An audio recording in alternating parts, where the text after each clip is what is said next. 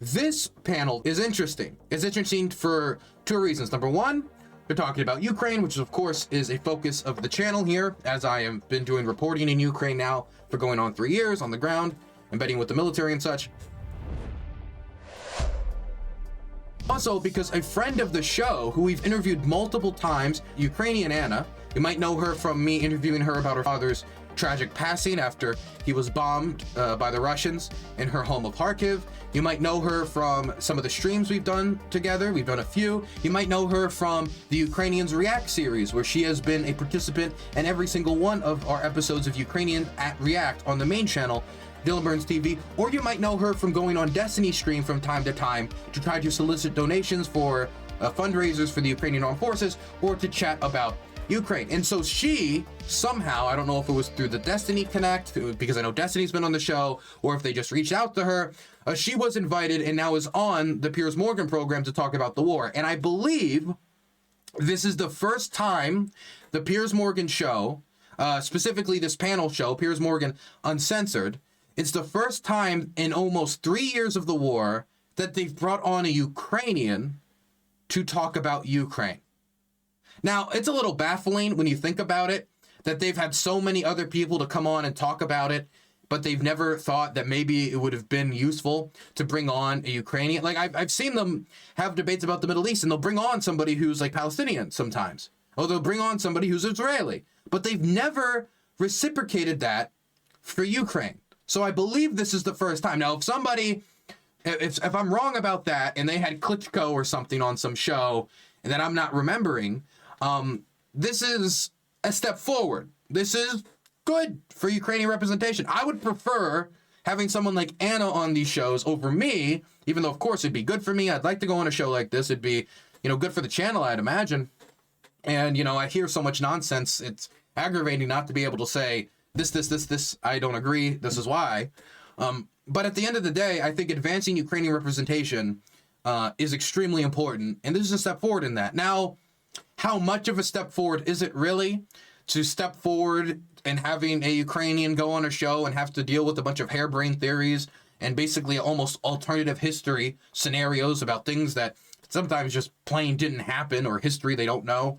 Like, how much of that is progress to have them have to come on and debunk that? Probably frustratingly live. I don't know, but it's something. And she agreed to come on, so I imagine she thinks it's some level of progress. So let's check it out, because it is Anna, it's Ukrainian Anna, Cenk Uygur, Scott Horton, who I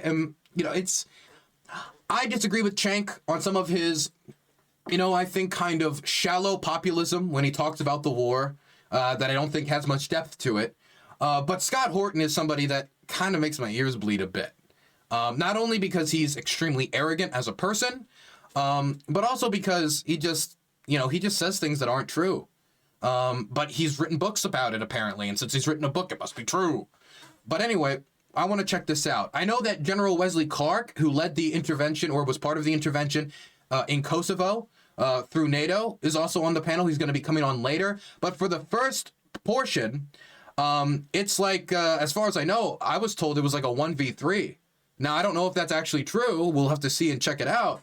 But I'm interested to see how it goes. We can stop talking about the risk of World War III. It's already begun. That was a chilling warning of two United States national security experts this week. And the evidence is certainly mounting. Syria, Gaza, Lebanon, Ukraine are all red hot. They're all regional proxy wars with the United States at their apex, whether most voters want it to stay there or not. Our debate has been focused on Joe Biden's disastrous decision to pardon Hunter Biden, his son, and the cover it provides to Trump's own clemencies. But Trump's war strategy will have much bigger consequences, and the world is awaiting his answers. He campaigned and won with a populist anti-war message, but now he's warning that Hamas will have hell to pay if it fails to release the hostages, and he has a cabinet with a bite to match his bark. Ukraine's President Zelensky now says that Ukraine will be prepared to cede territory in exchange for NATO membership, and NATO apparently agrees, but he won't make any decision. Wait, to be clear, when you say NATO agrees, that doesn't mean all the NATO member states agree. There are multiple NATO member states that probably do not agree, Hungary probably amongst them. but maybe like generally as an organization, maybe like NATO leadership, like people who are like, the general secretary, but you need unanimity. You need unanimity amongst all the NATO states in order to get Ukraine to join. And also, when Zelensky said cede land, he meant temporarily cede land. He never has agreed, or he said he would agree, to permanently give up this territory. So it would be him trying to diplomatically pursue getting that land back in the future. However successful that would be, I don't know. I don't think the prospects are particularly great. But that would be the idea. And the fact of the matter is that Zelensky cannot unilaterally give up Ukrainian land. I mean, he legally cannot, like technically, because in the Ukrainian constitution, you cannot alter the borders of Ukraine and give up territory without approval from the Ukrainian parliament, the Ukrainian Rada. So this is also something that isn't just up to Zelensky, it would also be up to the Ukrainian parliament because, Ukraine does have democratically elected leaders that would have to have a say in such a matter. Not saying that he couldn't get their approval, but that would need to happen. If it was not just a temporary secession, which is something he could unilaterally do. Until Trump is back in the White House, and Putin may not be interested anyway. Many people think that a rapid retreat may provoke Putin and is the safest way back from the brink.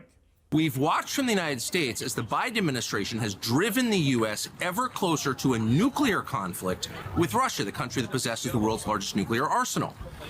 It has accelerated ever since, and it's reached its apogee so far in the weeks after Trump's election. He is now the president-elect.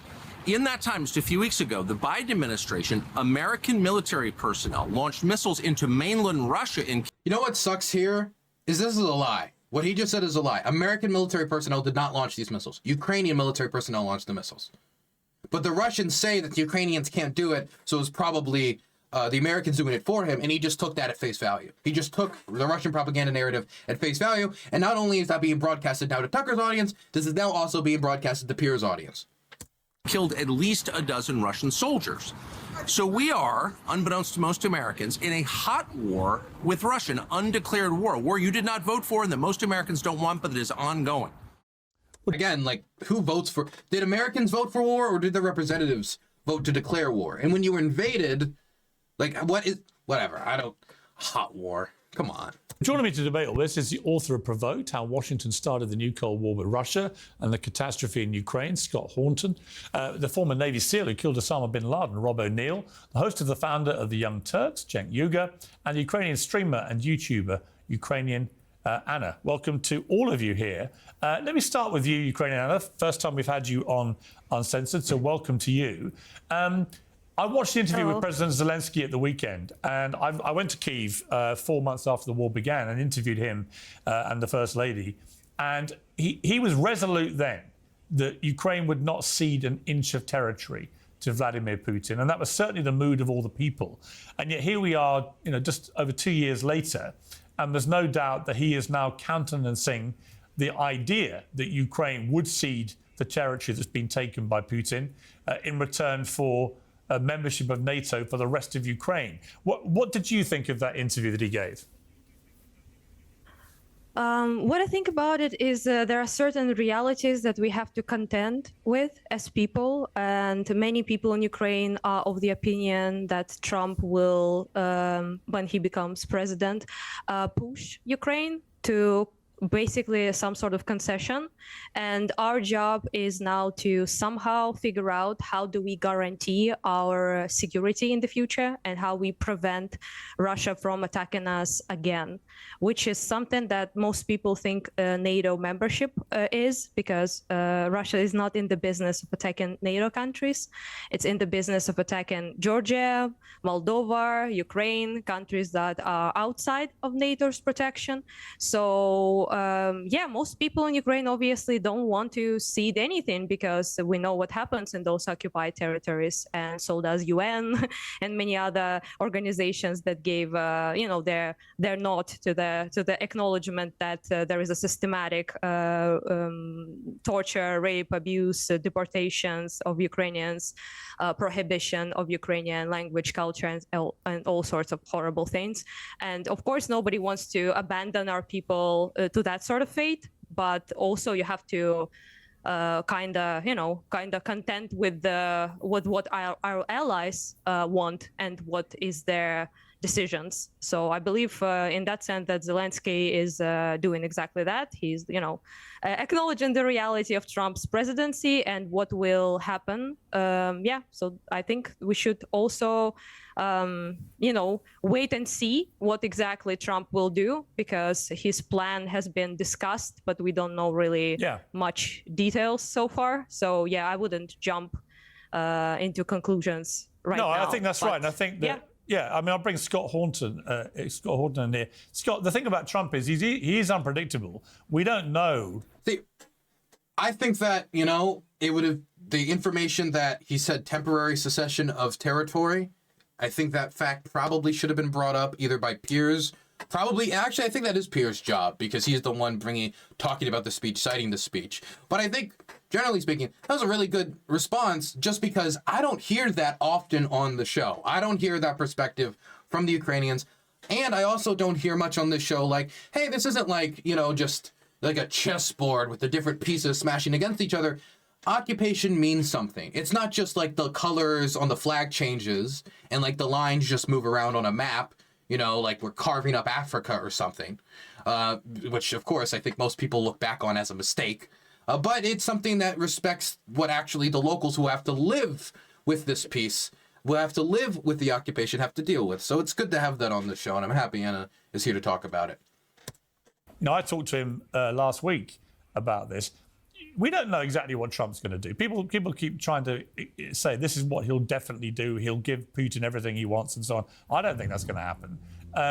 But in terms of this deal that Zelensky seemed to be putting forward, where Putin would keep the land that he's taken, but that the rest of Ukraine would come under the NATO umbrella, do you think that's something that Putin would even consider as part of a peace settlement?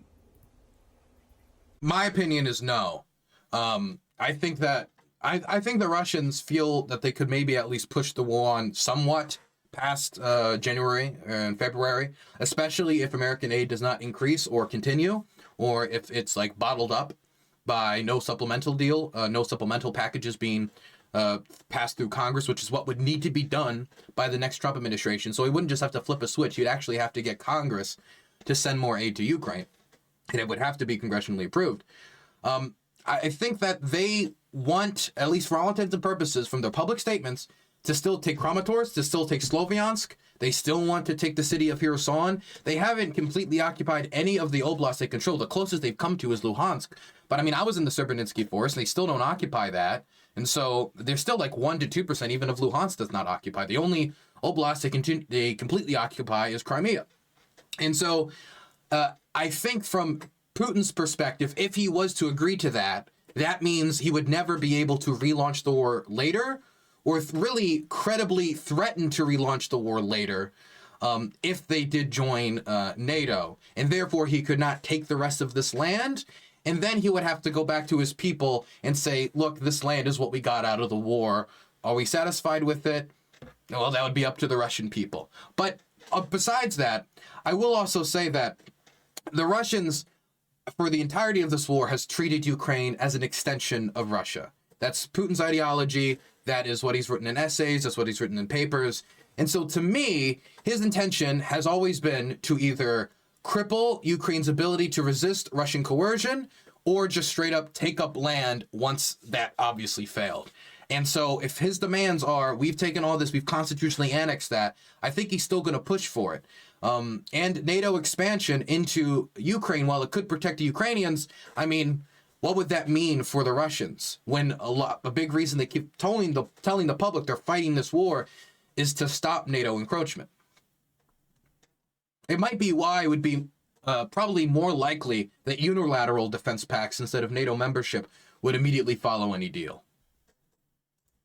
Oh, I really don't know. I certainly doubt that he's willing to accept anything that would include even rump, what's left of Ukraine joining the NATO alliance. I certainly hope that Trump would not entertain. Did you see that? Let's go back. Listen to that carefully. He's willing to accept anything that would include even rump, what's left of Ukraine. You see how he corrected himself? He was going to call it a rump state. but then he stopped himself and then he just said what's left of Ukraine. Do you think that's because he's on a panel with the Ukrainian and calling their country a rump state would probably not be taken well? Or do you think that was just him readjusting his vocabulary? I don't know. Just point it out. Joining the NATO alliance. I certainly hope that Trump would not entertain that. That's what this has been largely about, of course, along with the contest over who controls what territory inside the country, is preventing exactly that conclusion. I think it's a real dilemma because the Ukrainians, it's not just that Trump has won an election on repudiating Biden's policy. Dude, what happened to Scott Horton? This is the most pacified I've ever heard Scott Horton sound. Last time I heard him talk on the show with Jake Bro, I mean, he was like flipping out. He was getting energized. Maybe it's just because they just started and it's going to be an hour long. And so they're, saving power for later. But it almost sounds like ASMR right now. And seeking peace here. It's quite frankly that the Ukrainians are just in no position whatsoever to reverse Russia's gains on the ground. Even the Biden administration admits that now. The Post, the Times, and the Journal all quote military experts saying that truly is the case.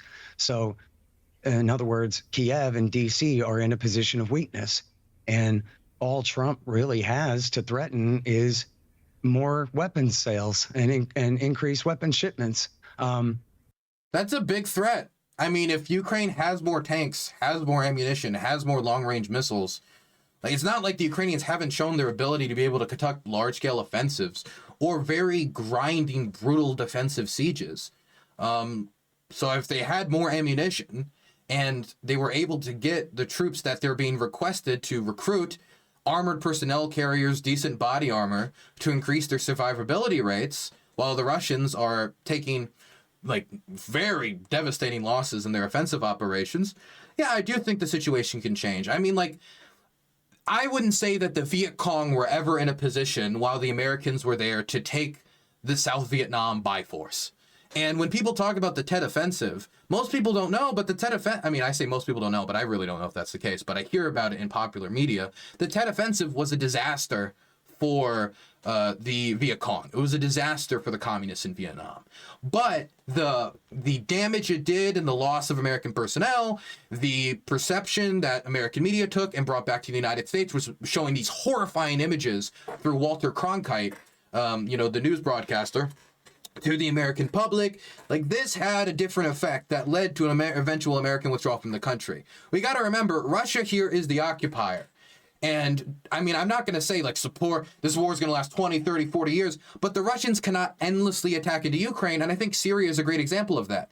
Russia is the largest country on the planet, and they have allies that they need to prop up. If there's another fuel subsidy protest in Kazakhstan that gets out of control, they might have to deploy troops there. If the elections next year in Belarus end up like the elections last time, obviously rigged, which they will be, and then it gets a violent response from protesters, then they might have to send troops there like they did last time to put it down and shoot protesters. Or, as we can see, with the Syrian rebels now capturing not only Aleppo, the second largest city in Syria, but now the fourth largest city in Syria, and Hama. Now they're marching on Homs. That's the last city till Damascus, the heart, the black heart of the Syrian regime.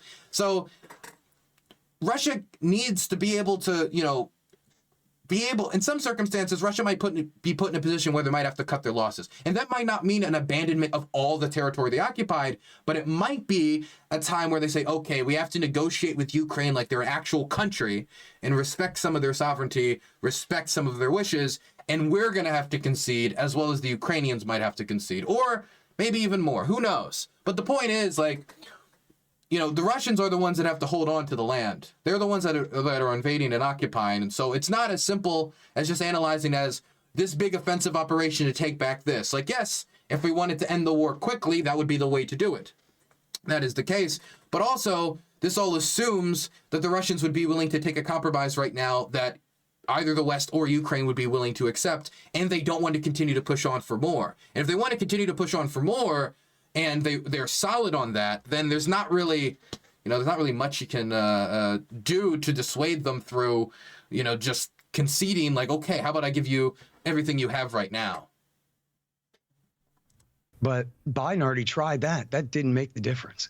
And so Wait, try what? Biden already weapons sales. And all Trump really has to threaten is more weapons sales and increase weapons shipments. But Biden already tried that. That didn't make the difference. What? American weapons didn't make a difference? That's not true. It made a difference in the Kharkiv offensive. It made a difference when it comes to their air defense capacity. It made a difference when it came to the recapturing of Kherson, when it came to the artillery they needed. I mean, that city was liberated in part by American gear. It's made a difference in the defense of key cities, like, for example, stopping the Russians from capturing all of Volchansk. A lot of American gear was used to go into Kursk and gain leverage for the Ukrainians, if they can retain that leverage, that is. I mean, like, this is like, I think, a silly way to put it, because on one hand, he could say it wasn't enough. He could say that would be true. It wasn't enough to win the war outright. But this war, this equipment certainly had an impact. It had an impact in many major battles. To say that it didn't do anything, I mean, that's just silly. I mean, somebody could just say, like, if I give somebody a little bit of medicine and it doesn't cure them, that doesn't necessarily mean that the medicine doesn't work. It could just mean they need a higher dosage. So I don't think that's a substantive argument, really. And so I think what's going to happen is the Russians are going to keep. Think about the way he talks about it, too. If you go to the Ukrainians, like, for example, long-range ATACMS, or medium-range ATACMS, because it was like 150 kilometers. The Ukrainians won it. They then conduct the counteroffensive down south against the Surovikin line. They wanted to take out the helicopter bases that are striking their forces, giving them devastating losses that they're trying to push towards Tokmak. And then as the offensive is concluding, the Biden administration approves it. They didn't coordinate these decisions with offensives towards specific on-the-ground battlefield goals. And that kind of annoyed me. I know they knew certain things that they needed to give to them, like artillery, that would be useful everywhere, but they didn't get the armor to Ukraine fast enough when they finally approved sending it over for all of it to arrive in time to do the offensive earlier, when that equipment could have had a bigger impact in pushing through a less defended Surovikin line with less entrenchments. We didn't give them the long-range strike capabilities to take out the helicopters, which we could have earlier, because we ended up doing it later just as the offensive was wrapping down. So this, like, why couldn't we have done it earlier to take out those helicopter bases? So, I mean, there's all these little decisions, and of course the constant presence of the talk of drip feeding Ukraine aid that I think, isn't really considered in that analysis. For example, once they did the offensive into Kursk, that would have been the time to approve for long-range strikes if you wanted to take locations like Klushkovo, if you wanted to take as much territory as possible to gain leverage. And then we made these decisions to approve long-range strikes anyway, months later, once the Russians had already restarted their offensive to take back Kursk after the election was over. So, like, there's a question of timing, there's a question of amount, and there's a question of coordinating it with specific strategic goals that I don't think is considered by Scott. Keep probably all four of those eastern and southern provinces there. Luhansk, Donetsk, Zaporozhye, and Kherson. And hopefully will not demand Kharkiv or Odessa. We can, stop it there. Wait, let me go back here and listen. Luhansk, Donetsk, Zaporozhye, and Kherson. So to be clear, is he saying that the city of Kherson, where the Russians are currently running a human safari, should be given to the Russians in negotiations? Where even though the Ukrainians led a offensive operation to liberate the city, and they did. And so as the Russians are hunting them in the human safari, and that's not disputed, that's documented fact. I've documented it. Others have documented it. A lot of journalists here have documented it. Christopher Miller just did a report in the Financial Times about it. We should give them that city. That's preposterous. The Dnieper River is dividing that city from the Russia. It's a defensible position. It's an easily defensible position if they have the supplies to defend it. If they have the forces there to defend it. Why force the Ukrainians to give that up? Zaporozhye, that's a massive city.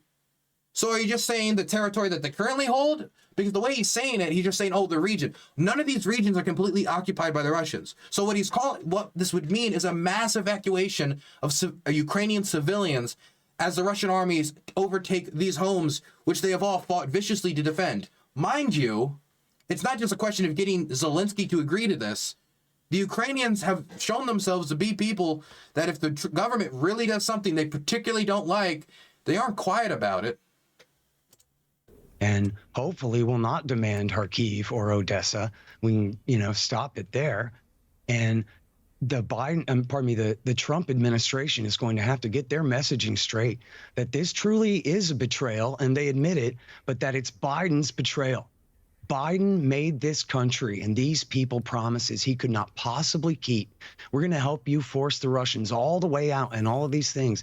And all they've done is gotten a bunch of people killed. And then Biden never, ever, ever, ever promised that. Biden has, I've listened to Biden say many things, and I've always waited for him to say that because I was always listening for it. And so that's how I know he didn't say it, because I've been waiting for him to say it for 3 years, and he never said it.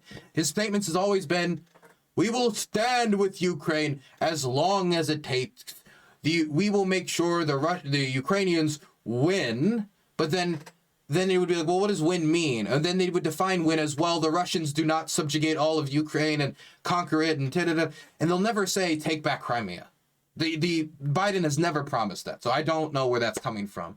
I'm sure if he did, it would have been all over the Kiev Independent. It would have been all over Ukrainsky Pravda. It would have been all over these publications, but it wasn't, because he never said it.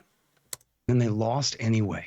And it's a real tragedy, but it's not Trump's fault. Trump has to be able to have the political capital in this country to say that, look, it is ugly. But you know what, Piers? He actually, and I don't know how he did this, he got Zalmay Khalilzad, the card-carrying neoconservative Straussian, to sign a deal with the Taliban to get us out of there. And yes, Biden absolutely botched the withdrawal. I could go on for an hour about that. But and the foundation of it, the Doha Agreement, has nothing to do with the withdrawal, no? Okay, why not? Trump was willing to say, you know what? We lost. We're not keeping the Taliban out, and we're going to stop trying now. And Biden, it was really the best thing Biden ever did in his life was agree with that, even though he botched the process of the withdrawal. And so it's the same kind of thing here. It is a real tragedy what the Biden administration has gotten the country of Ukraine into here. Cenk, I mean, look, every part of me is like, I don't want to give a Russian dictator who's illegally, in my view, invaded a sovereign democratic European country that's been independent since. Also, can I just throw out there, like, the idea that there's, like, the Ukrainians, when well supplied with decent manpower, have been able to show themselves during the Kharkiv counteroffensive and the Kherson counteroffensive to be able to be militarily effective. The defense of Volodar shows that when, for example, the 72nd had the manpower, they can defend these cities. They can defend these cities. But without, good commitments in aid, as well as mobilization decisions, which would have to go in tandem for it ever to be politically acceptable to Ukrainians, as well as some commander restructuring. Like, if these decisions are made, I do think the Ukrainians can hold a successful defense. Of retaking of territory, it's harder to say. Maybe in the long run, depending upon how the Russians are strained and if they make mobilization decisions. But I think this defeatism and this quickness to sell out other people's freedom is unbecoming of libertarians. Since the mid-90s.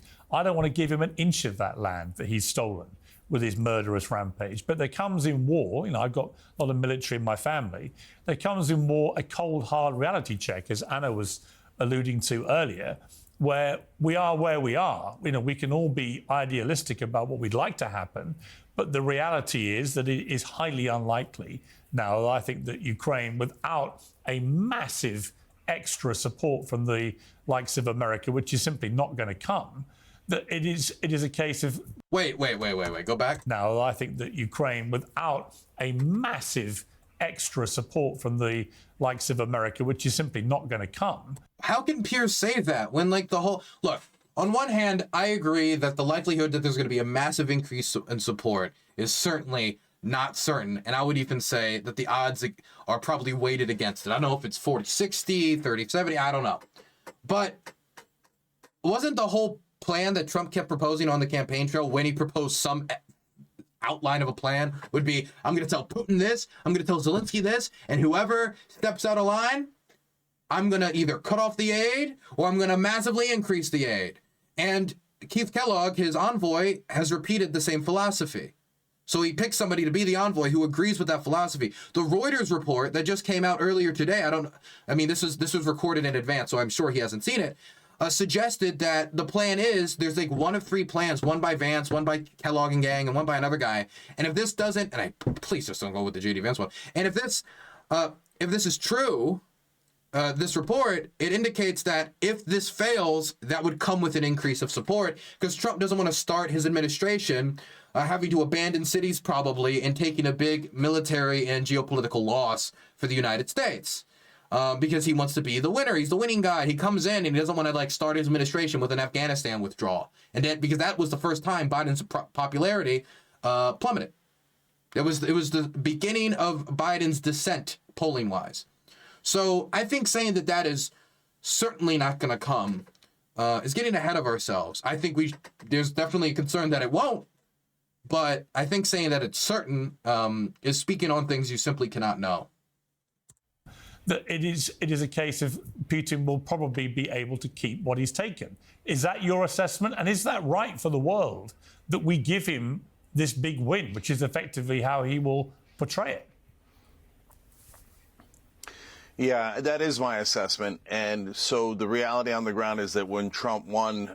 Well, okay, let me just throw out there, by the way, I don't care about Cenk Uygur's assessment on the strategic reality on the ground. He's not a military expert. He knows very little about military analysis. The Young Turks has a terrible record on military analysis. So I don't really care what he has to say about what the reality on the ground is. And I'm not trying to be mean. I'm just being blunt. I'm just saying what I feel. It's not that I don't care about his opinion at all about the topic. It's just like the military reality on the ground is the last thing I'd go to Cenk Uygur for. We lost about 20% of Ukraine. Now, there's a good argument to be made that you had already lost that 20% of Ukraine and you were never going to get it back because of the military realities on the ground. So, this has been a very, very difficult question because the U.S. did push Russia too much. We did push NATO to its borders when we said we wouldn't. I understand. Where does that come from? Is it the Gorbachev quote? Because that's often quoted, but I mean... that's disputed, and it doesn't really make much sense that Gorbachev would say, I'm no expanding to the former Soviet Union when the Soviet Union still existed and he was trying to preserve it. It had to do with NATO bases in East Germany because they were withdrawing from Germany as the Berlin Wall was coming down.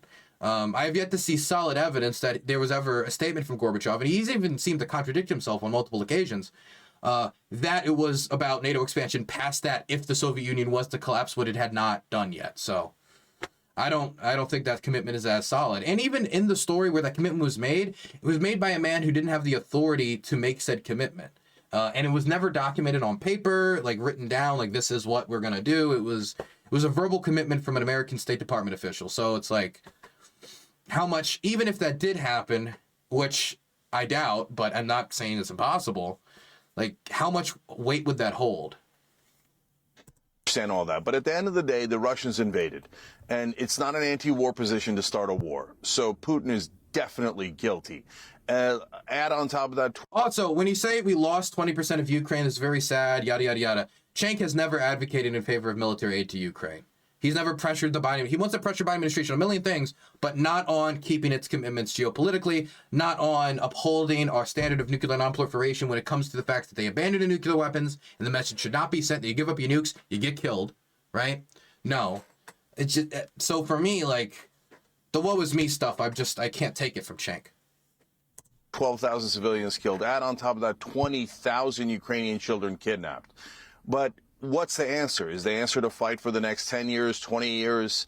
Is the answer to cede ground? Well, you can't really fight at this tempo for 20 years. Neither side could take it, even for 10 years. Maybe like 2 years more at most at current tempo, because they just don't have enough tanks. They don't have enough armor. They might not even have enough ammunition. The manpower thing, maybe. It depends on how the offensives are conducted and how, like, the tempo of the fighting, of course. But, I mean, the 20-year stuff could only be like guerrilla war, which is not the tempo of the war. And I'm not saying that's impossible. It's possible that once the peace deal is signed, you're like, yay, we found peace, haha, and then car bomb here, car bomb there.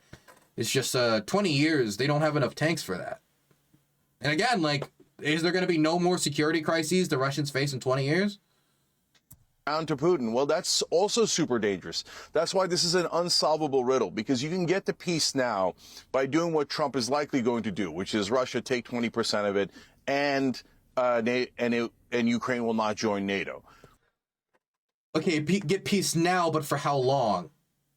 And peace in what way? Peace, of course, removed from the brutality of the lack of peace in occupied territory, of occupation, torture, which the UN has documented as systematic, rape, the hunting of civilians, especially if they give them Kherson. At least he's saying what they have now, and the other guy was just saying the whole regions. So it seems like Cenk is at least doesn't want to give up the city of Kherson to the Russians.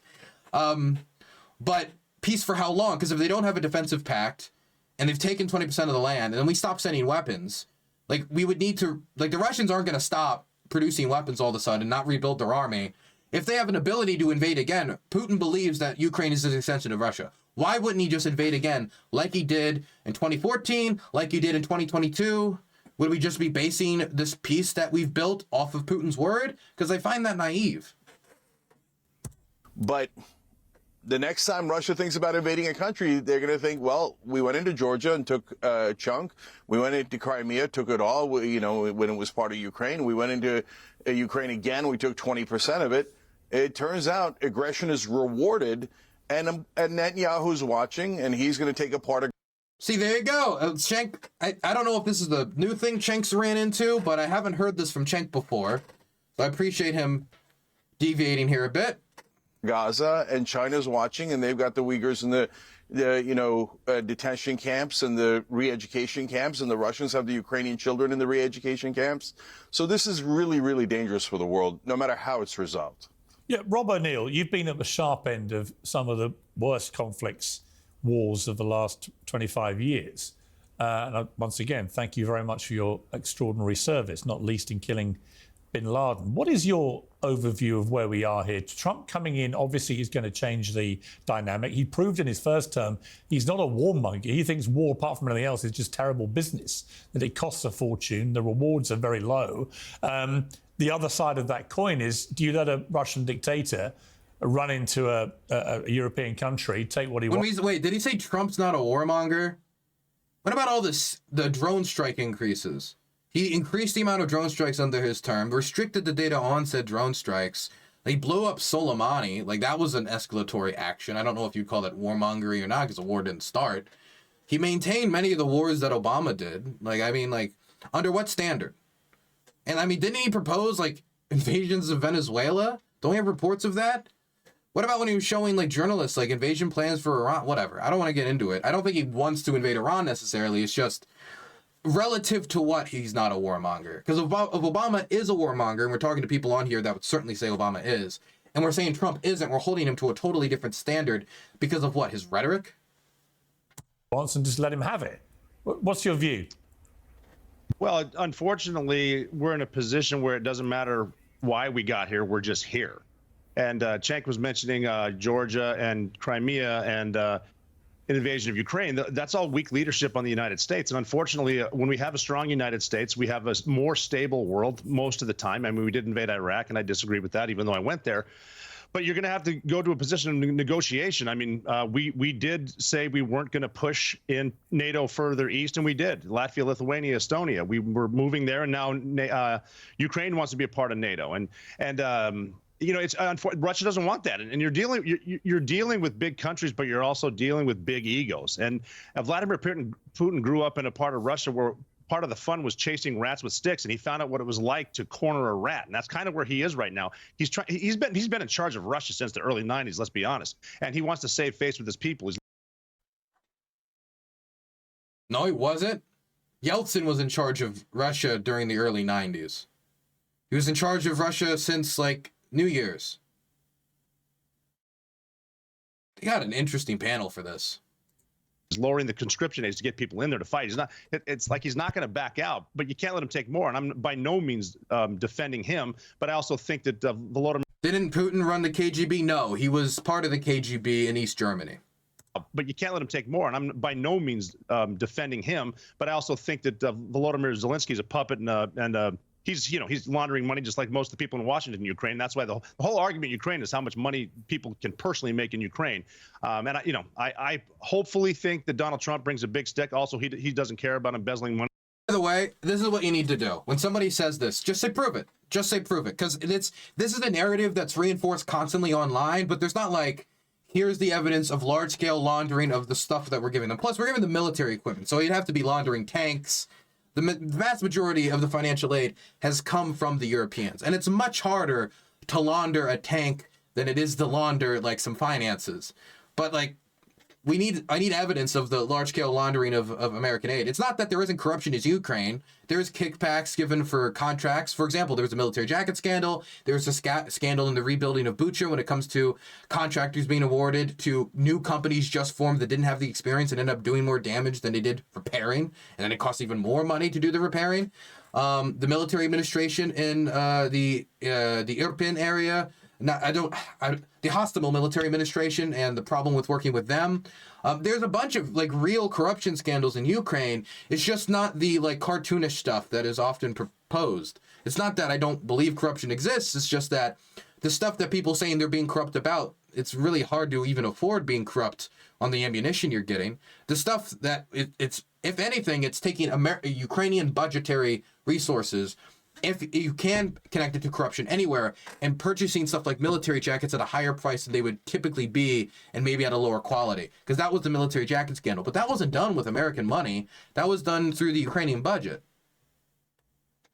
Money like the United States is now, and whatever they're doing, but it's not a good situation. But we definitely need deterrence. We need alliance solidarity, which we lost by leaving Afghanistan the way we did, and a forward defense. Right now, our Navy, which is the epitome of our forward defense, is under the Biden administration is worrying about getting more transgender bathrooms and getting green ships, even though they're all nuclear, which is green. It's just there needs to be some adults in the room and talk reality, because here's where we are, and someone needs to come to the table and talk to someone else, not worried about how much jewelry Mrs. Zelensky could buy in New York on the taxpayer's dime. Right.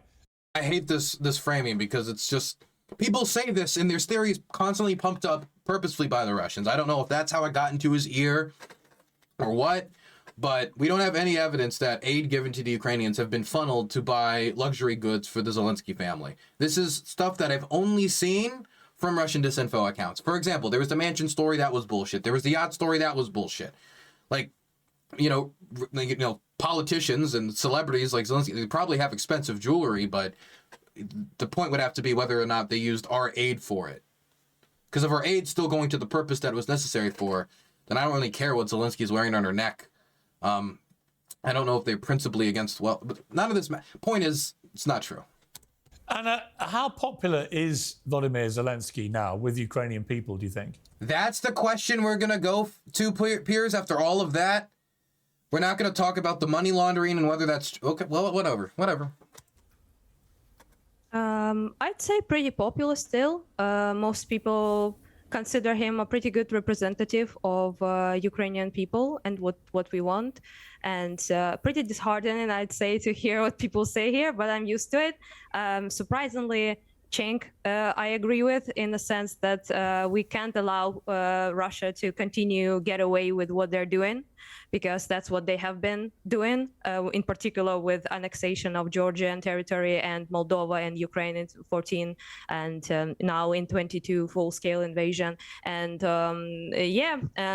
nothing stops them then from fully invading Moldova or Georgia. They are already doing all they can to select people there as presidents and meddle in their elections quite strongly already. And if they can't do it with just hybrid methods of sabotaging the elections and making people basically, install their puppets there, then they do, sort of like a blackmail, then they do threats, and then they do annexation, invasion, terror, death, and, all that we are having right now in Ukraine. And that's not Anna, the how would you describe, Biden. Anna, how would you describe the mood of the Ukrainian people? When I was there, like I say, 2 years ago, to a man and woman, whatever age that I met, there was this steely resolve of we've got to win this at all costs. But man, what really sucks is like there's just nonsense thrown out there. Like what Scott Horton said, he said some nonsense. The guy in the middle, you know, he took some of Osama's brains, maybe his brains went with it. I don't know. But like they're saying stuff that isn't true. Some of it, you know, might be debatable. Other things are just flatly not true. Like the implication that our aid is just going to buy Zelensky's wife jewelry. And instead of like us decoding that or talking about whether that's true, we're now just moving on to, well, Zelensky, do people like Zelensky? What's the mood in the country? And I mean, these are things that are like important to talk about, but I feel like we need to address those things first because we're building a foundation for viewers that just isn't true. And let me guess, let's go into the comments. We go into the comments. What do we see? What do we see? Let me see what we got. Anything on Scott? Anything on this? We got nothing on this. Thank you for finally allowing a Ukrainian to speak on Ukraine. That is good. That is good. Finally, Piers got an actual Ukrainian on the panel. Good. That is good. I don't see any comment on like the Scott, any of this, really. Money laundering, embezzling, bingo. The soldier said what everyone had always been waiting to say, but keeping mum. As for Wesley Clark, clearly he's for a frozen conflict. See, they like it's reinforcing that with these people. They didn't break down whether it's true, didn't talk about evidence. Scott has forgotten more than the rest of this panel knows about history and the causes of this situation. Then the Ukrainian? Why? Because he wrote a book? He's gotten, like, I've only seen Scott talk one other time at length.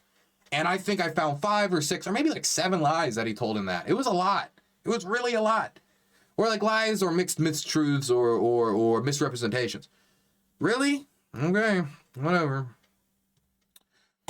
Cost has I shouldn't go into the comment section. I'm trying to hurt myself. been enormous. You know, so many cities just destroyed, so many people killed, all these children being taken and so on. Is there a mood now in the country that they just want peace, just want a deal, even if it means surrendering the territory that's been taken?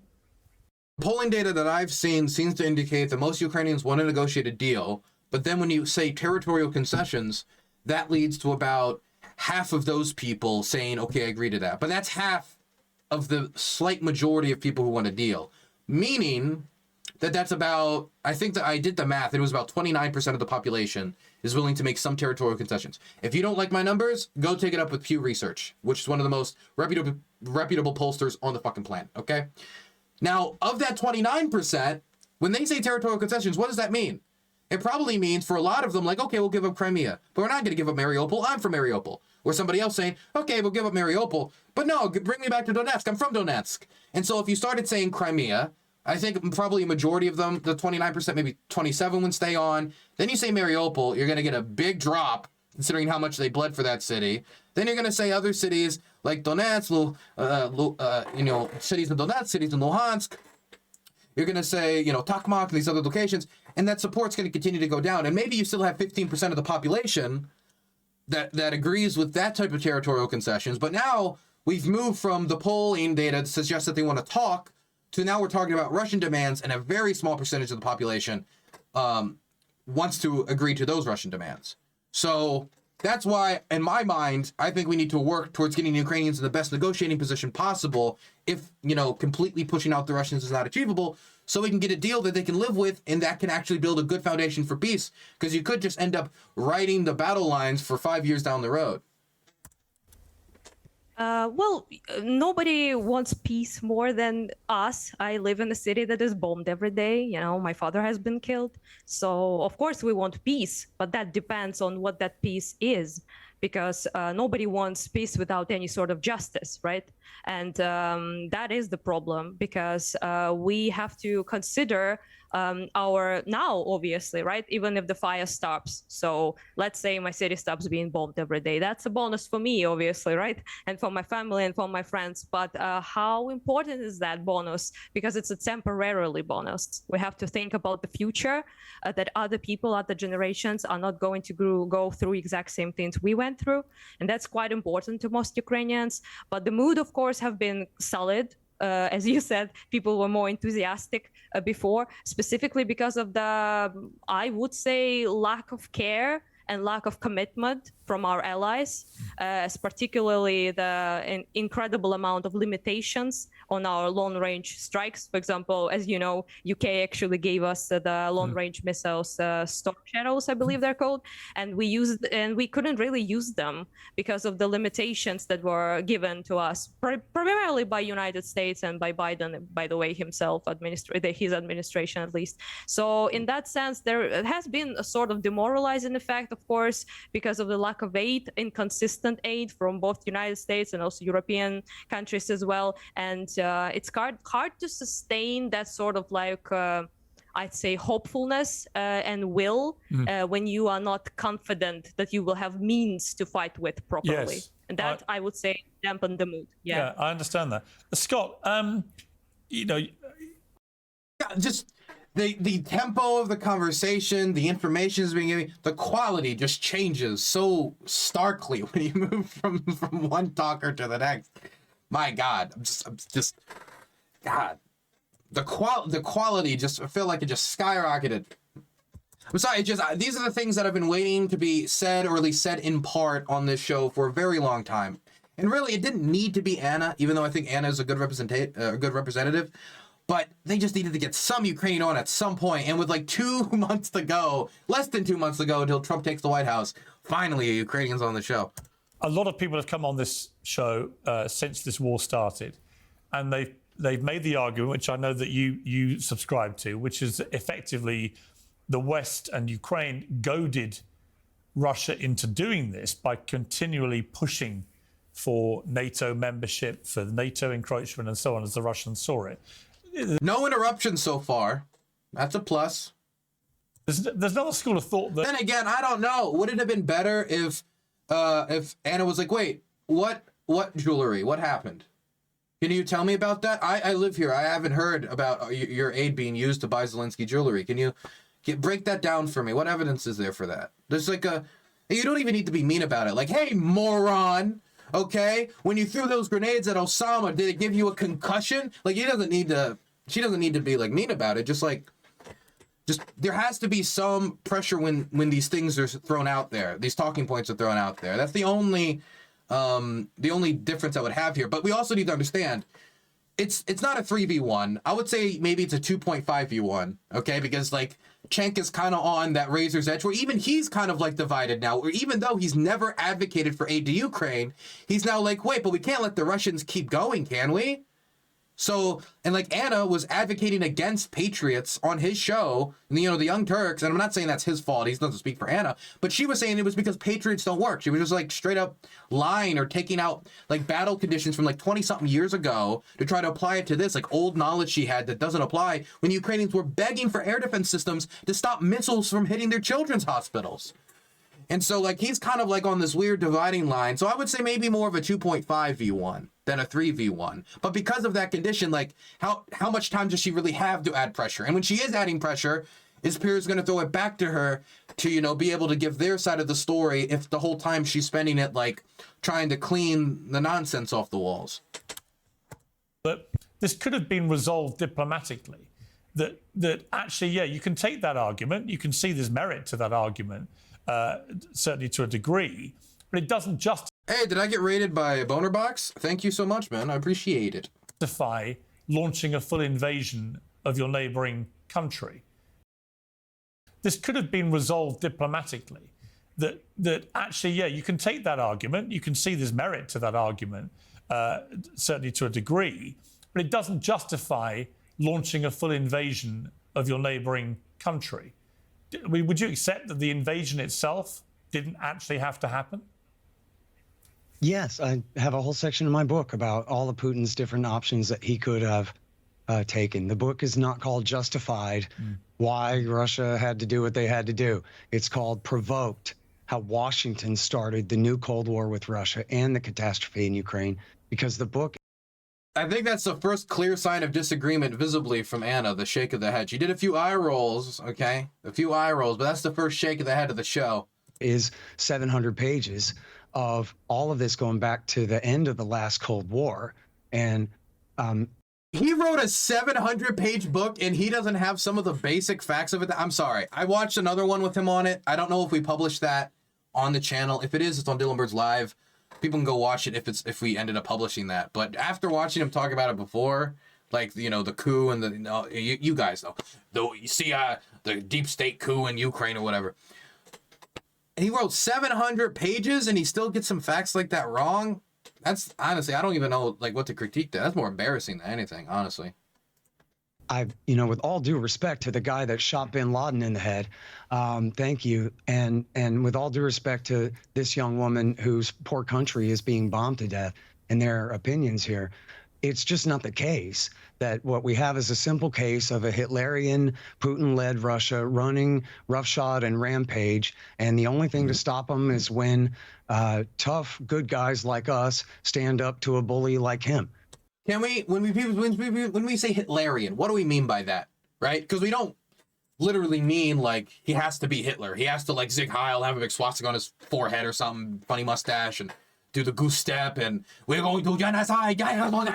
He doesn't need to do that, right? When we say Hitlerian, what do we mean? Because I would say like hunting civilian populations. That is what like the death squads did in Belarus. That's what the Dervanger Brigade was notorious for. Like, Hitlerian in what way? Like, I don't think he's Hitler. Maybe, like, I don't know. Well, I'm trying to think of maybe more of a Goring Light.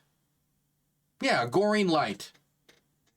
For example, in a war that they both cited numerous times here today, the Georgia War was begun by the American sock puppet, Saakashvili. He launched that war and killed Russian peacekeepers in his initial assault. And they lied about that. Question. Why were Russian peacekeepers there?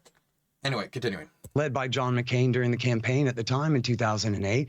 But even the New York Times later admitted that, yeah, it was true, that was how that war started.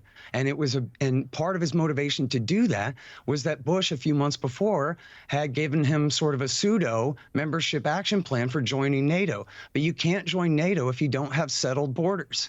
And Georgia had these two breakaway provinces under Russian protection. And so he was trying to reincorporate them so he would have a settled border so he could join America's military alliance, which completely blew up in his face and got a bunch of people killed. But that's just not the same thing as Putin wakes up every day scheming on how he can conquer Poland, and only America's threat of ultimate H-bomb annihilation is holding him at bay. It's just really not like that. It's much more complicated than that.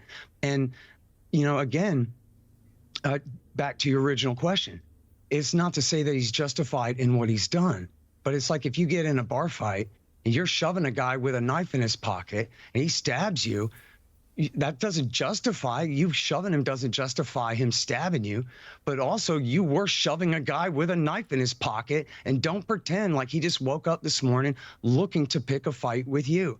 And one more thing here, a great example, and then I'll leave it, is the status quo in Crimea held from 1991 all the way through 2014. Not necessarily. There were some territorial crises in 2003 where the Russians were trying to build a bridge into Ukrainian territory without Ukrainian permission. And many Ukrainians at the time were saying, this is a threat on our sovereignty. They're trying to build stuff on our territory. Is this their attempt of trying to move stuff here? Like, it wasn't exactly like that. And there was, like, you know, some football ultra-violence stuff like that. But, I mean, the territory stayed Ukrainian and that status quo did continue, yes. What changed was that, and there was a controversy over it. It's an extremely important Russian naval base there at Sevastopol and the rest of this. It was in controversy since independence, but the status quo held until the Barack Obama government overthrew the government of Ukraine for the second time in 10 years. And then the new regime immediately threatened. That's the immediate wrong. There was that we reached Anna's breaking point. If you want to know what the breaking point is, it's the Obama coup, okay? We finally found out where Anna cannot take anymore. It was the Obama coup. It's the Obama coup. Of course it's the Obama coup. Also, can I just say that after this Obama coup, where, you know, Obama, like, put Yanukovych on a plane, on a helicopter, say, "Get out of here, buddy! I'm here for Azov! Hail, hail, hail Bandera!" You know, he's, of course, which Obama did regularly, if you remember his 2008 campaign. People were confused about it at the time, of course. But at the time, the new government immediately said, we're willing to negotiate the status of the naval base in Crimea with the Russians. There was they declared that right after Yanukovych fled, because they knew the knife's edge that they were on. So there was a way to negotiate a continuation of the status quo or some alteration of the status quo. But let's also be for real here. Since when am I going to hear libertarians, like, if there was a Chinese naval base in Ohio, I mean, maybe not a naval base would make sense in Ohio, but if there was a Chinese military base in Ohio, and we were like, some people were like, maybe we should get rid of it. We should negotiate it with the Chinese. I don't know about this. I think we would all be pretty outraged if the Chinese invaded to protect their naval base. Like, I don't like the idea of treating foreign military bases on a country's territory as a given without their consent, right? And the fact that they were willing to even negotiate it continuing to be there after the Euromaidan revolution, which he calls the Obama coup, I think that indicates that there was other pathways available to Putin at that time. Until the Barack Obama government overthrew the government of Ukraine for the second time in 10 years. And then the new regime immediately threatened to repeal and abolish the Kharkiv Pact, the agreement by which Russia was allowed to stay at Sevastopol. And it was only then... She's gonna burst. Look, I'm sorry. I shouldn't be laughing, but oh my God. I feel her pain. I can't ever feel the pain the way she feels her pain, but I can feel it in every molecule in my body. That they seized the Crimean Peninsula. So it's not to say that, oh, it was perfectly justified for them to do so, but it is to say that it was... By the way, I think she's probably particularly annoyed because Anna was a Euromaidan protester in Kharkiv who saw people get brutally suppressed by like Tutushki thugs and the police, and I've interviewed her about it. It's on my main channel if you want to see it, DylanBurnsTV. And it's pretty horrific, the type of stuff that happened, the killings and everything. And I mean, you can tell the Ukrainian people that the reason that they overthrew the government was because of Obama, but they did it because over 100 people were murdered. They did it because the government tried to suspend the right to protest. They did it because the government tried to pull out of the association agreement that Yanukovych promised to enter in 2012 when he was campaigning, gets elected, 2 years into it, backs off of it in the middle of the night to suppress protests. Protesters come out, they beat them with batons, the people don't like it, they react by protesting, and we seem to treat the Ukrainians, when looking at all this, like children. Like, oh no, it wasn't that did it, we did it. We did it. It wasn't their domestic situation, it didn't have to do with their rights and their sovereignty and their want to have economic access to the European Union. Visa-free travel that many Polish people have used to get better economic opportunities in foreign countries and jobs to send money back to their families. No. It has nothing to do with that. It has nothing to do with the tearing up of the Budapest Memorandum through Russia's economic coercion by blocking trade at the time. It has nothing to do with that. It's because, like, Victoria Nuland handed out cookies and water on the street. Look at the phone call, guys. Look at the phone call. Look at the phone call. Look at Victoria Nuland. She had a phone call. Come on. No, I'm done with this. This isn't a respectable position. If you've had this position for 3 years since this war started and you haven't been able to like update yourself on basic knowledge on the conflict, it's hard for me to take you seriously, especially if you're claiming to have written a 700-page book on the war and what's led up to it and all the history of the region, and you don't even know what Euromaidan was really started by or why it happened. It's kind of silly to say some NED funding to some poll monitors and independent, like, local media groups, and even if they're carrying the Western narrative, was enough to get the people out of the street, in comparison to the government hiring armed gangs to put down student protesters. Barack Obama and Joe Biden who picked that fight, and then it was Putin who finished it. And then this is a big part of the reason why the war in the East broke out immediately, was because when the dissenters seized buildings in the East, and including with some Russian help, just like the Westerners helped the Maidan, they declared war against them. Dog, it's so fucking stupid, man. Okay, to be clear, Western help to the protesters was Victoria Nuland handing out cookies and John McCain giving a speech, and like all of the aid we've ever given Ukraine, whether it's through, you know, helping them with their human trafficking problem, which is a real issue in Ukraine, whether it in giving money for that, whether it was the financing of poll watchers, which is, you know, if you're transitioning from the Soviet Union to some form of democracy, you're going to have to definitely, after, you know, the Orange Revolution and the scandals around whether the vote was stolen, you're going to want to invest into stuff like that. You can go look at what the National Endowment for Democracy funded, okay? You can go, the lists, okay? Use the Wayback Machine if you want. You can get the lists. I've gone through them. None of them is militia, okay?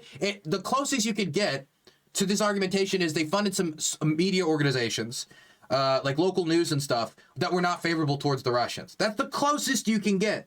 That's the closest. But I mean, they're not favorable towards the Russians because the Russians were interfering in their country. You fund any independent media organization in Ukraine that's not, you know, favorable towards that type of stuff, they're going to say stuff against it. And on the other side, just like we interfered in Euromaidan, the Russians gave them guns. The Russians gave them tanks. You think those tanks that the rebels had just like manifested out of thin air?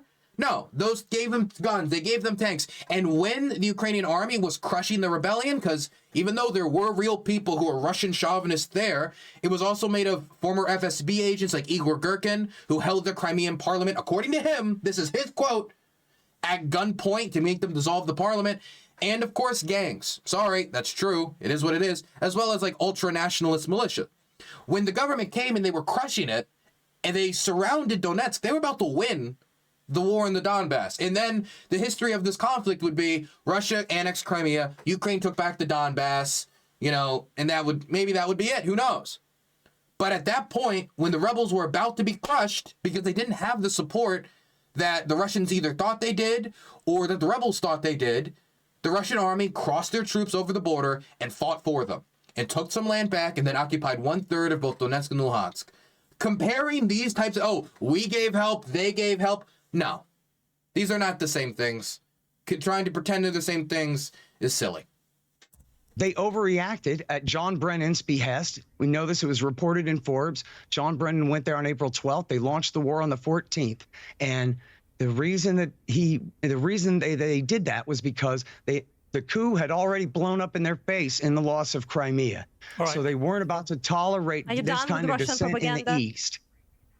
It's not Russian propaganda. I'm a Texan. I don't even read Russian or know what the Russians say about this stuff. Oh, yeah, it's very clear you don't read what the Russians say about this stuff because even they've admitted to a lot of this after the fact, man.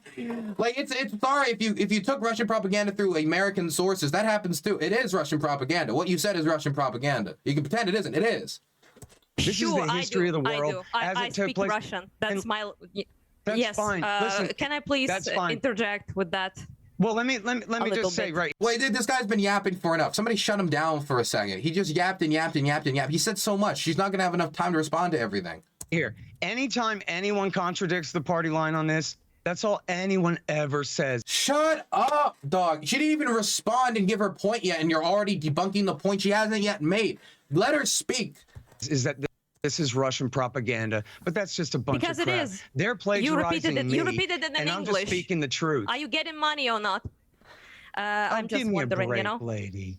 At least they pay See, you. that really is all you have because you can't contradict any of my facts. So Well, you didn't have facts either. You just said Russian propaganda after a bunch of don't call it Russian propaganda after a bunch of BS. have to I come can up with this contradict nonsense. everything you said. I The reality is, participated in Maidan. no one in America shut cares up for about a Russia second? at all, lady. Nobody in America cares about Russia. Can Piers Morgan, like, I don't know, he needs like enforcers on the show to like shut people up. She hasn't made her point yet. Let her make her point. Like, she participated in Euromaidan. She knows more about Euromaidan. She's forgotten more about Euromaidan than Scott Horton knows. Back in the days of communism, there were communists that did. Can I please have a word? This person spoke quite a bit. We gave him a rooper to repeat Russian talking points and lies, blatant lies. So, you know, Okay, well, Scott, let Anna just respond to what you were saying, Scott. I'm interested to hear her response. A lot of bullshit was said, so it's kind of difficult to counter everything. Okay, she's taking off the gloves, apparently. No, the politeness has left. The politeness has left. Basically, it was not a coup. It was a revolution that millions of people participated in. The reason we participated, me included, I was 19 back in the day, it was because we had severe problems with corruption and a tyrannical puppet of Russia, Yanukovych, who refused to make a treaty with the European Union, which is what most of the people in Ukraine wanted, 60-something%, and especially younger people wanted to move away from Russian control, from Russians owning every single business industry in my country, and to have some sort of like laws and order, and also have some sort of democracy and liberty that is what something people have in the West, and that's something that we did not have. So that was about, a revolution was about that, about students going and protesting and getting beaten up, and Yanukovych then going to Russia to essentially ask Putin, his buddy, how can he stop the protesters, which he then made dictator laws that prohibited people to effectively protest at all in this country. So we didn't appreciate that, and we went, literally millions of people participated in Maidan. That is not a coup.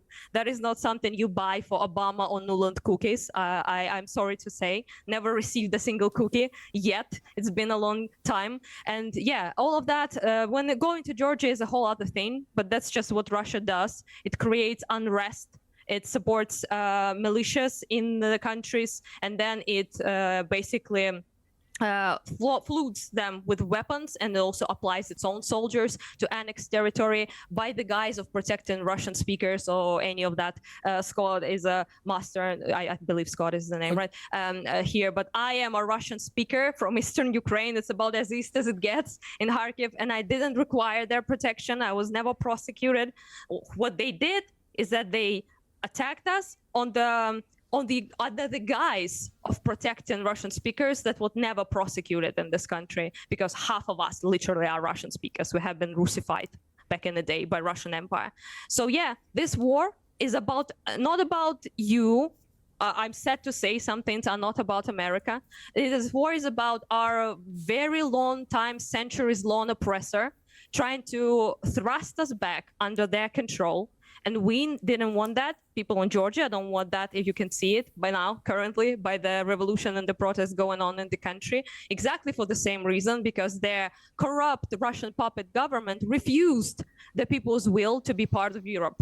So it was never about NATO, because we never discussed joining NATO until Russian invasion. It was never even a conversation in Ukraine about joining NATO. So thanks for the lies, obviously. Also, yeah, they do have borders with NATO right now, and they had them before. Now it's even bigger. It doubled because Finland, in fear of Russia, joined NATO. That's why people join NATO, because they want protection from Russian aggression. Okay, thank you, Anna. Rob, you've been waiting patiently. It's interesting. I mean, I find with... Damn! Woo! I got nothing to say, but that was really good from Anna. Like, he could have gone into more detail about the Tustushki and like how brutal the suppression of protests was and how it spiraled. She could have talked about, well, the difference is America gave funding through the NED to some media groups. The Russians sent tanks. The Russians sent guns. The Russians sent soldiers. If we got that from the United States, we'd be so unbelievably thankful if U.S. Marines were charging in the Donbass. But we never got that. But she made it really, honestly speaking, this is why I wanted Ukrainians on the show. Because when people say this, it gets no opposition from Piers. Piers doesn't know how to handle it. The other guests, even like the generals and stuff, they don't get into like the nuance of this stuff. And having somebody who was at Euromaidan talking about Euromaidan is just such a relief. This feels like I just got like a, oh my gosh, I'm almost high right now. I'm high. I'm honestly, I almost have a little chub. This is good times for me. This is good times. These debates, I learn a lot, but I'm not entirely sure where the truth lies, having just heard two very different versions of the history here. Thank the Lord!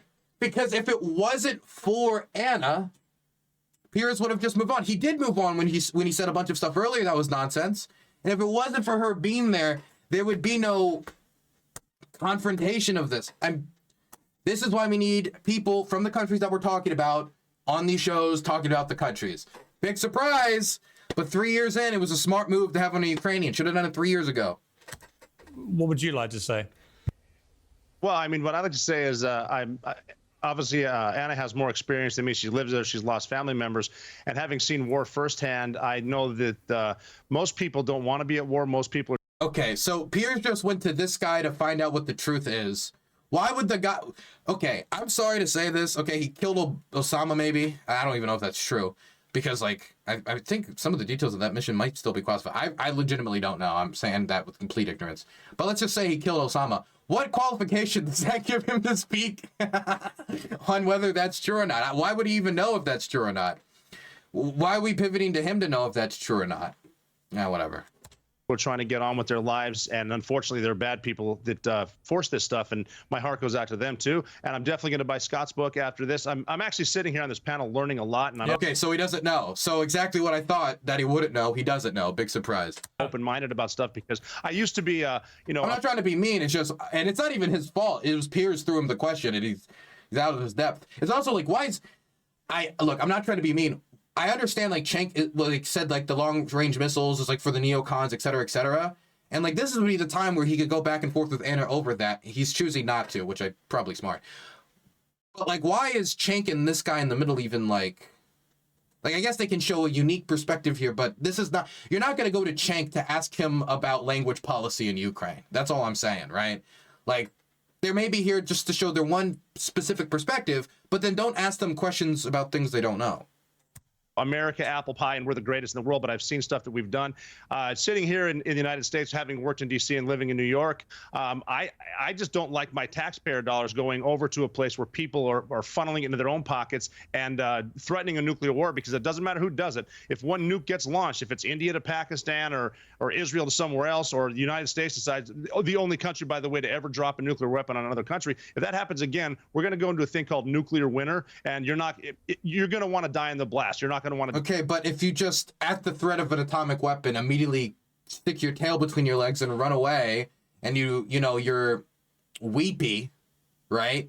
And I don't have a taste for this type of weepiness about it, honestly. Then you're just not steely enough to be having these types of conversations or be in the decision-making rooms about how to avoid atomic war. Because if it's the first sign of an atomic threat, you just caved and immediately give them everything they want, all you're doing is encouraging the behavior, just like Cenk said earlier. So the question is not whether or not there is any threat of atomic war at any point. Anytime two nations that have atomic weapons have a confrontation, that exists. The question is whether the decisions that have been made are things that will either inevitably lead to it or are highly likely to lead to it. And so far, that has not been proven. As for, like, the funneling of money to the enriching of the whoever, like, it's the same thing as before. Like, you need to provide evidence. I'm not saying corruption in Ukraine doesn't exist, but if corruption in Ukraine exists, is like people giving a draft officer $10,000 to, be given a medical exemption. Like, how we kind of had when it came to Donald Trump's bone spurs. Or, for example, the kickbacks and the contracts. Like, that's how Ukrainian corruption works. I remember Vivek Ramaswamy saying that, like, Ukraine weapons we sent to Ukraine ended up with the cartels and yada yada, and he couldn't even identify the weapon the cartel guy was holding. It wasn't an American weapon. I think it was a Swedish one. Point is, though, like, you hear like a lot of this stuff, all this rambling all the time, but man, it's really good to see this type of pushback. But the funneling of the money, you need to have some evidence for it. If you don't have evidence for it, you're just talking about rumor. Die doing that. My interest is in getting corrupt politics out. Well, first here, hopefully it starts in January, and then maybe it can spread somewhere else. You're never going to get rid of corrupt politicians because narcissists are they just go there. Washington's full of them. I've been there. I've seen them. Obviously, Vladimir Putin's a horrible person. I don't like Volodymyr Zelensky either. I'm tired of seeing innocent people get killed for other people getting rich, because that's what happens. I'm tired of seeing soldiers who don't want to be there, both Ukrainian and Russia, fighting in trenches like they did in World War I and getting hit with suicide drones, which is the wave of the future, almost to the point where we're going to stop having manned jets, because it's a waste of time when legions of drones will be fighting. I hate to. Okay. Did he? What? Okay, let's back up. Back up. He's supposed to be the military guy, right?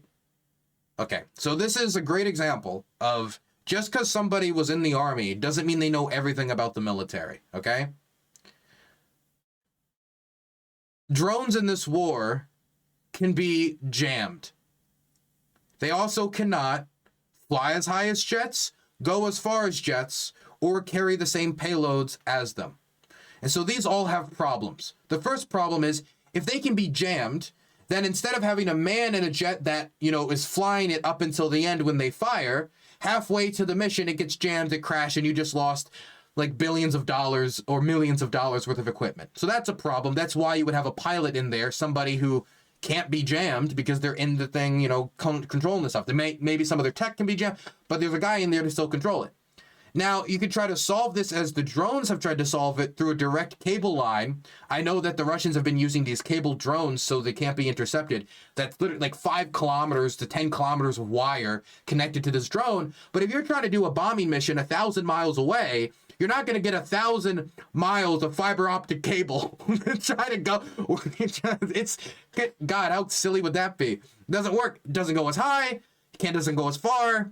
The drones can't really do air defense missions in the same way. They can like intercept like certain types of drones. Like, for example, a lot of the recon drones have been intercepted with other drones that the Ukrainians have, but you have to be a really good FPV pilot to do that. Point is, we are a very far way off in the immediate future, maybe even in my lifetime, from us completely eliminating manned aircraft or taking away their usefulness or jets.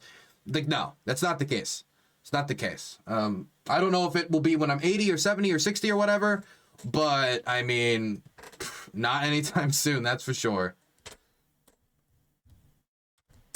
To see this escalation of force. I hate to see people getting rich everywhere, from the industrial complex to the military, of big pharma, of all that stuff. It's just sad as someone who went somewhere, risked my own life to kill the #1 terrorist in the world, and now wonder if some of the places we went were even worth it, or we're just making people like Dick Cheney rich. So that's why I'm here, and I'm just open-minded. I want to hear what Cenk has to say. Buying the book, love to hear Scott's book, love to hear what Anna's saying, and I'm honest to God just learning stuff here today. So do you know what? That's such a great, honest answer, Rob. That's why I love having you on. But he didn't answer the question. Uncensored, because you're not. Just because he was honest doesn't. Whatever. Just don't. Whatever. And I really appreciate that. I mean, it's good that he's honest, but it wasn't a great answer because he couldn't answer it. I feel the same way. It was gassing him up. I don't profess to be a great expert here. Cenk, I'm going to come to you in a second. I'm just going to have a quick break to speak to the former NATO Supreme Allied Commander, General Wesley Clark. General, thank you very much indeed for joining us. Oh boy, this dude helped lead the intervention in Kosovo and the bombing campaign of the Serbians and stuff. So we got a general with military experience who might know the usefulness of a jet. Oh, happy to be here, Piers. I'm listening to this panel. Look, there's a lot of misinformation. Uh-oh. Anna's received reinforcements from NATO General Wesley Clark over the mountain. The Serbians have shook, and now the Russians are shaking. Wesley Clark, coming in. I was in Ukraine on the 20th. Sorry, this is so relieving. I feel such relief. I feel like a weight has been knocked off my shoulders from watching all these just terrible Piers Morgan panels where nobody knows how to get out there and just give that a perspective that you could probably... I mean, you could research it online, but some stuff that just comes from being here. It's very nice. 31st of March, I went through Maidan. I talked to the people. I looked at the lamppost where Putin's henchmen had killed a bunch of Ukrainians. There were a bunch of bullets still embedded in the lamppost. I followed it very, very closely. I don't know exactly what you want to talk about. If I'd been on your panel, I would have probably disagreed with most of them. The people in Ukraine are fighting for democracy. NATO didn't push itself to the borders. It was drawn to the borders by the people in Eastern Europe who wanted freedom. They wanted freedom from Russian oppression. That's why NATO expanded in response to them, not because NATO wanted to expand. It's because it is a weird thing, because it's one thing to say, like, it's on one hand, it's what you could say, when you say push forward, like NATO pushed, it almost implies like NATO made these countries accept them, when it was largely speaking, like Bulgaria in 2003, I think it was 2003 when Bulgaria joined. Am I right? Somebody Google for me and tell me if I'm right. But when they joined, they were pretty explicit at the time. Like, the reason we're joining isn't because we were like forced or anything. The reason we're joining is we're afraid of being invaded by the Russians, And we know that the Russians right now are kind of down and out, generally speaking. They're dealing with the Chechens right now. But eventually, we saw what happened in Moldova. We saw what happened in Chechnya, man. They could come around again real soon. And so they joined NATO. And they weren't the only ones with that perception. Now, it wasn't just Russia. I think we're leaning a little bit too much into Russia a little bit with the NATO stuff. It's also the fallout of the Yugoslav Civil War. It was 2004. I was off by a year. Oh, darn. But misinformation spreader. Me and Scott Horton are basically the same. It was the fallout of the Yugoslav Civil War. So imagine you're like an Eastern European country. Soviet Union falls, the Soviet troops leave, woohoo, whatever. And then immediately after, a civil war breaks out in former Yugoslavia where genocide is taking place. People are put in camps. The genocide of Srebrenica happens, horrible massacres, and it goes on for a while. That type of stuff creates, there was already uncertainty strategically and defensively for the security of these nations, but then seeing that civil war break out, and then the invasion of Moldova, and then the invasion of Chechnya, like that type of instability, people clench to NATO not just as a deterrent against Russian aggression, but also as a source of stability as an organization that has existed since the start of the Cold War. I think 1953? It was 1949, if I remember correctly. Because in order to stabilize, you had to be able to provide investment, and to get investment, people needed security, and they were living in fear of Russia coming back. Now, when did Putin decide to come back? As soon as he became president in 1999. At the speech he made in the inauguration of President Kuchma in Ukraine. Isn't it funny that earlier the guy said Putin has been ruling since the early 90s, and then this guy came and said when he came to power in 1999? Doesn't that guy really is learning? He's learning a lot today. Putin said, Ukraine and Russia, we're more than brothers. We're in each other's souls. Poland sent its national security advisor to see me after that, said, he's trying to restore the Soviet Union. He's coming after us. So this is a long-held ambition by Mr. Putin. And he's seen weakness in the West repeatedly. And that weakness has encouraged him to move. And it's going to continue until the West shows strength. And that strength means providing much more to Ukraine, bringing Ukraine into NATO, and saying to Mr. Putin very directly, look, stop. We're not interested in strategic arms discussions. We're not interested in investing in your economy. We're not interested in having nice conversations in Switzerland with you until you pull back, return the children, account for the inductees, bring to trial the war criminals that have been indicted in Ukrainian courts, and you owe us close to $1 trillion in destruction of our country. So, Piers, these are very clear lines. This is 1937, 1938. And you would have heard the same kind of apologists for Hitler. You would have heard them saying the peace in Versailles was unfair, and the French, and there's corruption and so forth. There's corruption in every government. It's there in your government. It's there in the United States. It's there in Ukraine, but it's never the same as it is in Russia, where organized crime works as an arm of the government connected to the. By the way, when remember Prigozhin was Putin's chef, what do you think that meant? Prigozhin wasn't he's his caterer. Prigozhin was deeply knowledgeable of organized crime.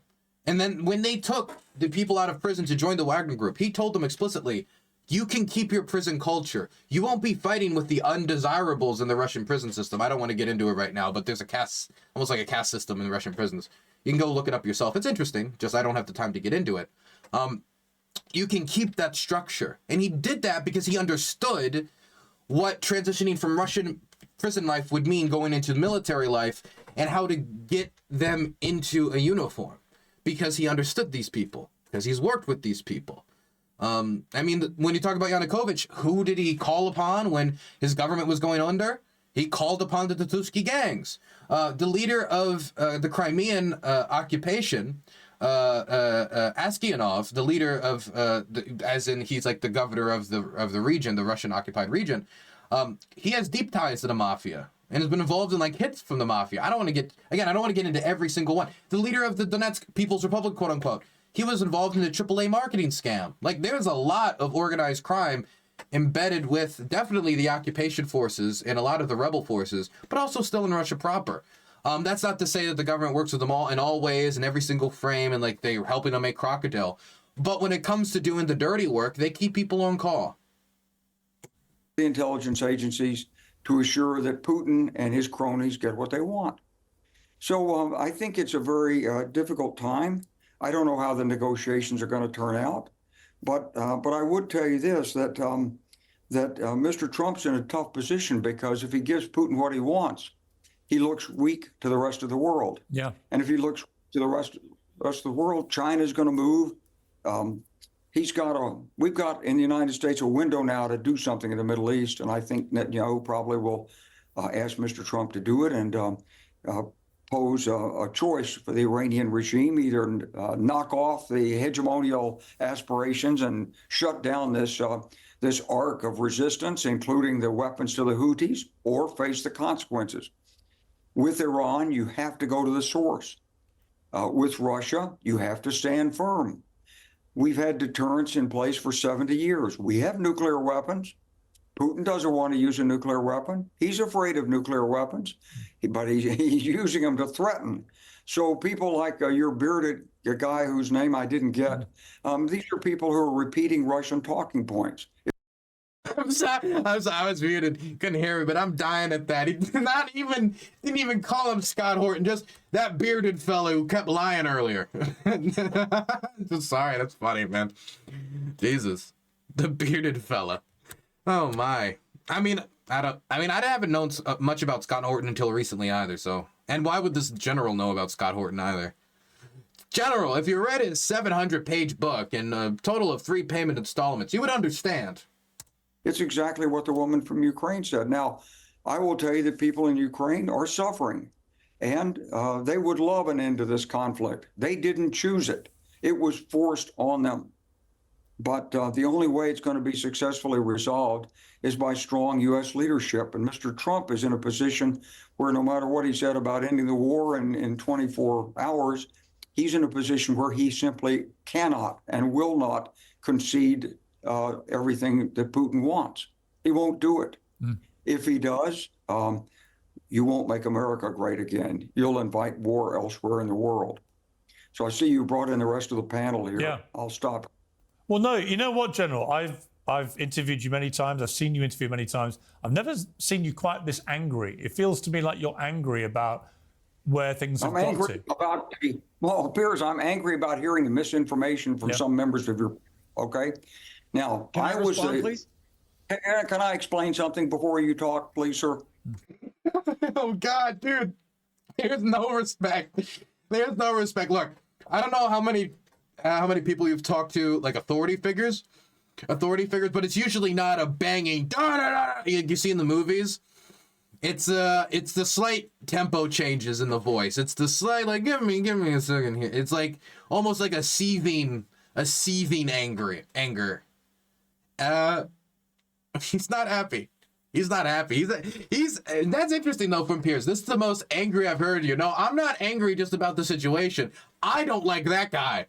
That guy sucks. Okay? I'll translate his seething anger. I'll be his anger translator. No. I'm not angry just about the general situation, about blow budget. I'm angry that guy blows, okay? I'm sorry, man. Oh my gosh, man. I'm sorry. I said I'm possibly high. I am now high. I was at the beginning of NATO enlargement.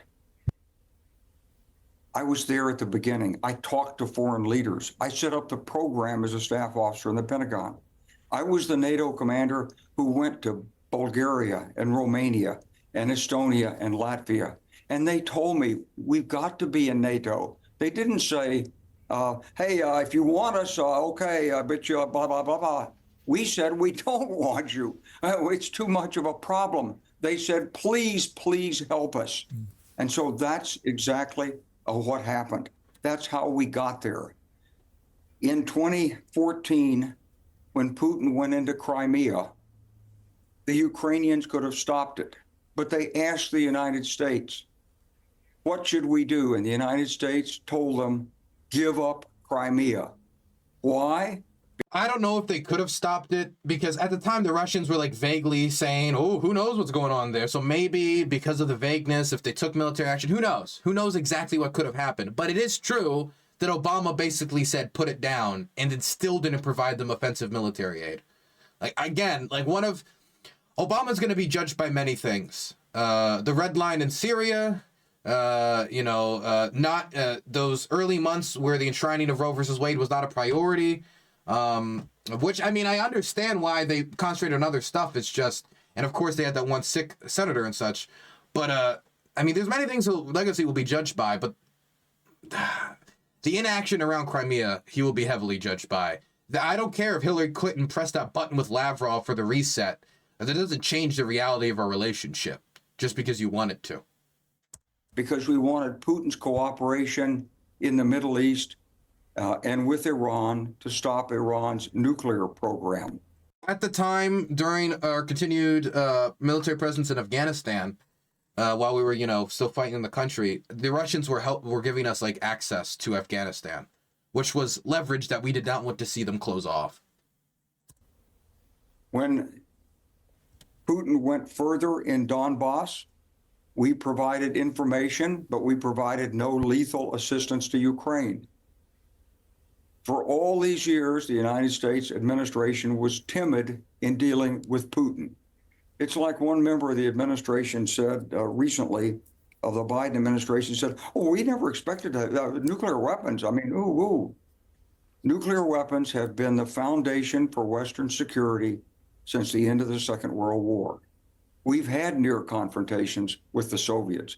And because American presidents did. Tenor in honor of the based general. Much respect. Thank you. I appreciate that, C. Roy.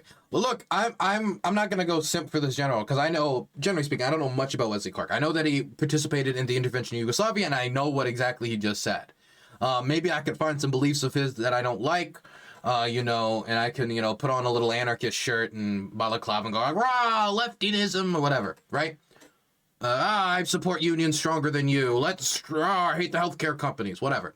But what he's saying right now, I mean, this is the seething rage of a military official who, just like Anna knew, has forgotten more than Scott Horton knows about Euromaidan in her sleep. This guy knows more about the military progression in Europe because he was there the whole time, even if he didn't write a 700-page fanfic about it. And therefore, he can speak from that position of experience. And like I said, it's not that America should not have considered how the Russians would react to NATO moving forward in Europe, but completely excluding the Eastern European perspective here, which Anna can represent the Ukrainian perspective, but she can't represent every single Eastern European perspective. It's interesting to see him bring that information forward. It's also interesting to see somebody outside of Anna here to say it's nonsense, which was my main concern so far about this panel. So it feels like the second half of this, tides are changing. This panel pissed you off? It's pissed me off, but now I'm finding joy. You know what this is? This is a Sour Patch Kid of a panel. First it's sour, then it's sweet. We've had near confrontations with the Soviets. And because American presidents didn't back down, we didn't have war. Now, Mr. Trump has put himself in an extremely difficult position.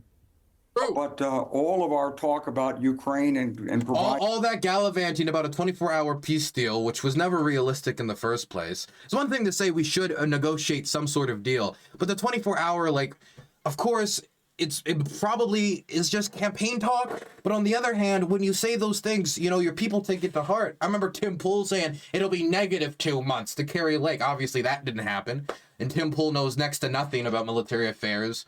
The General Pool. But I mean, this does affect how foreign leaders view you and how they behave. And this also affects how the American public's going to react to any possible failure or deal making that happens.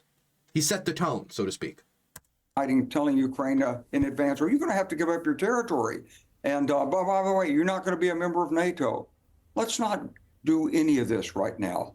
Let's put the forces, Let's get the forces in Ukraine the weapons and support they need so that the people who have already been mobilized can have these weapons and provide the reserves that are necessary in Ukraine. Let's leave an open-ended commitment for Mr. Trump. Let's tell the Ukrainians, strike to your heart's content in Russia. You get no sanctuary, Mr. Putin. You started this, you pay the price. And then let's go into the talk with understanding what we want. We want all of Ukraine's land back. We want reparations. We want the children returned. We want the missing people accounted for. And we want the war criminals put on trial. And then we can talk about sanctions relief. No sanctions relief until the conditions are satisfied. And, you know, it's very hard for democracies to be able to stand up to a man like Putin. He doesn't have to worry about re-election. But we need the leadership in the West. I've seen it in some countries. Macron sometimes comes off very strong. Britain has come off very strong in this. And right now, the Biden administration is trying to surge support into Ukraine. And I think President Trump, Which, by the way, Cenk was not too happy about. I wonder if I saw Cenk was trying to get at something in a second. And he hasn't talked in a bit. I think he's only talked once. So the next, I mean, I think they're going to throw it to Scott because they want Scott to respond, but Cenk has just been kind of staring into space for a bit. when he comes in, is going to realize that whatever his relationship is with Mr. Putin and however many times he's called him, he's not going to easily give in and sacrifice Ukraine. He can't afford to. And Putin's already threatened him. Piers. Putin's already told him that he's worried about his safety. That's like Tony Soprano saying to you, I'm really worried about the way you're walking across the street. So I'm not angry, Piers, except that there's a lot of misinformation out I hear there. you.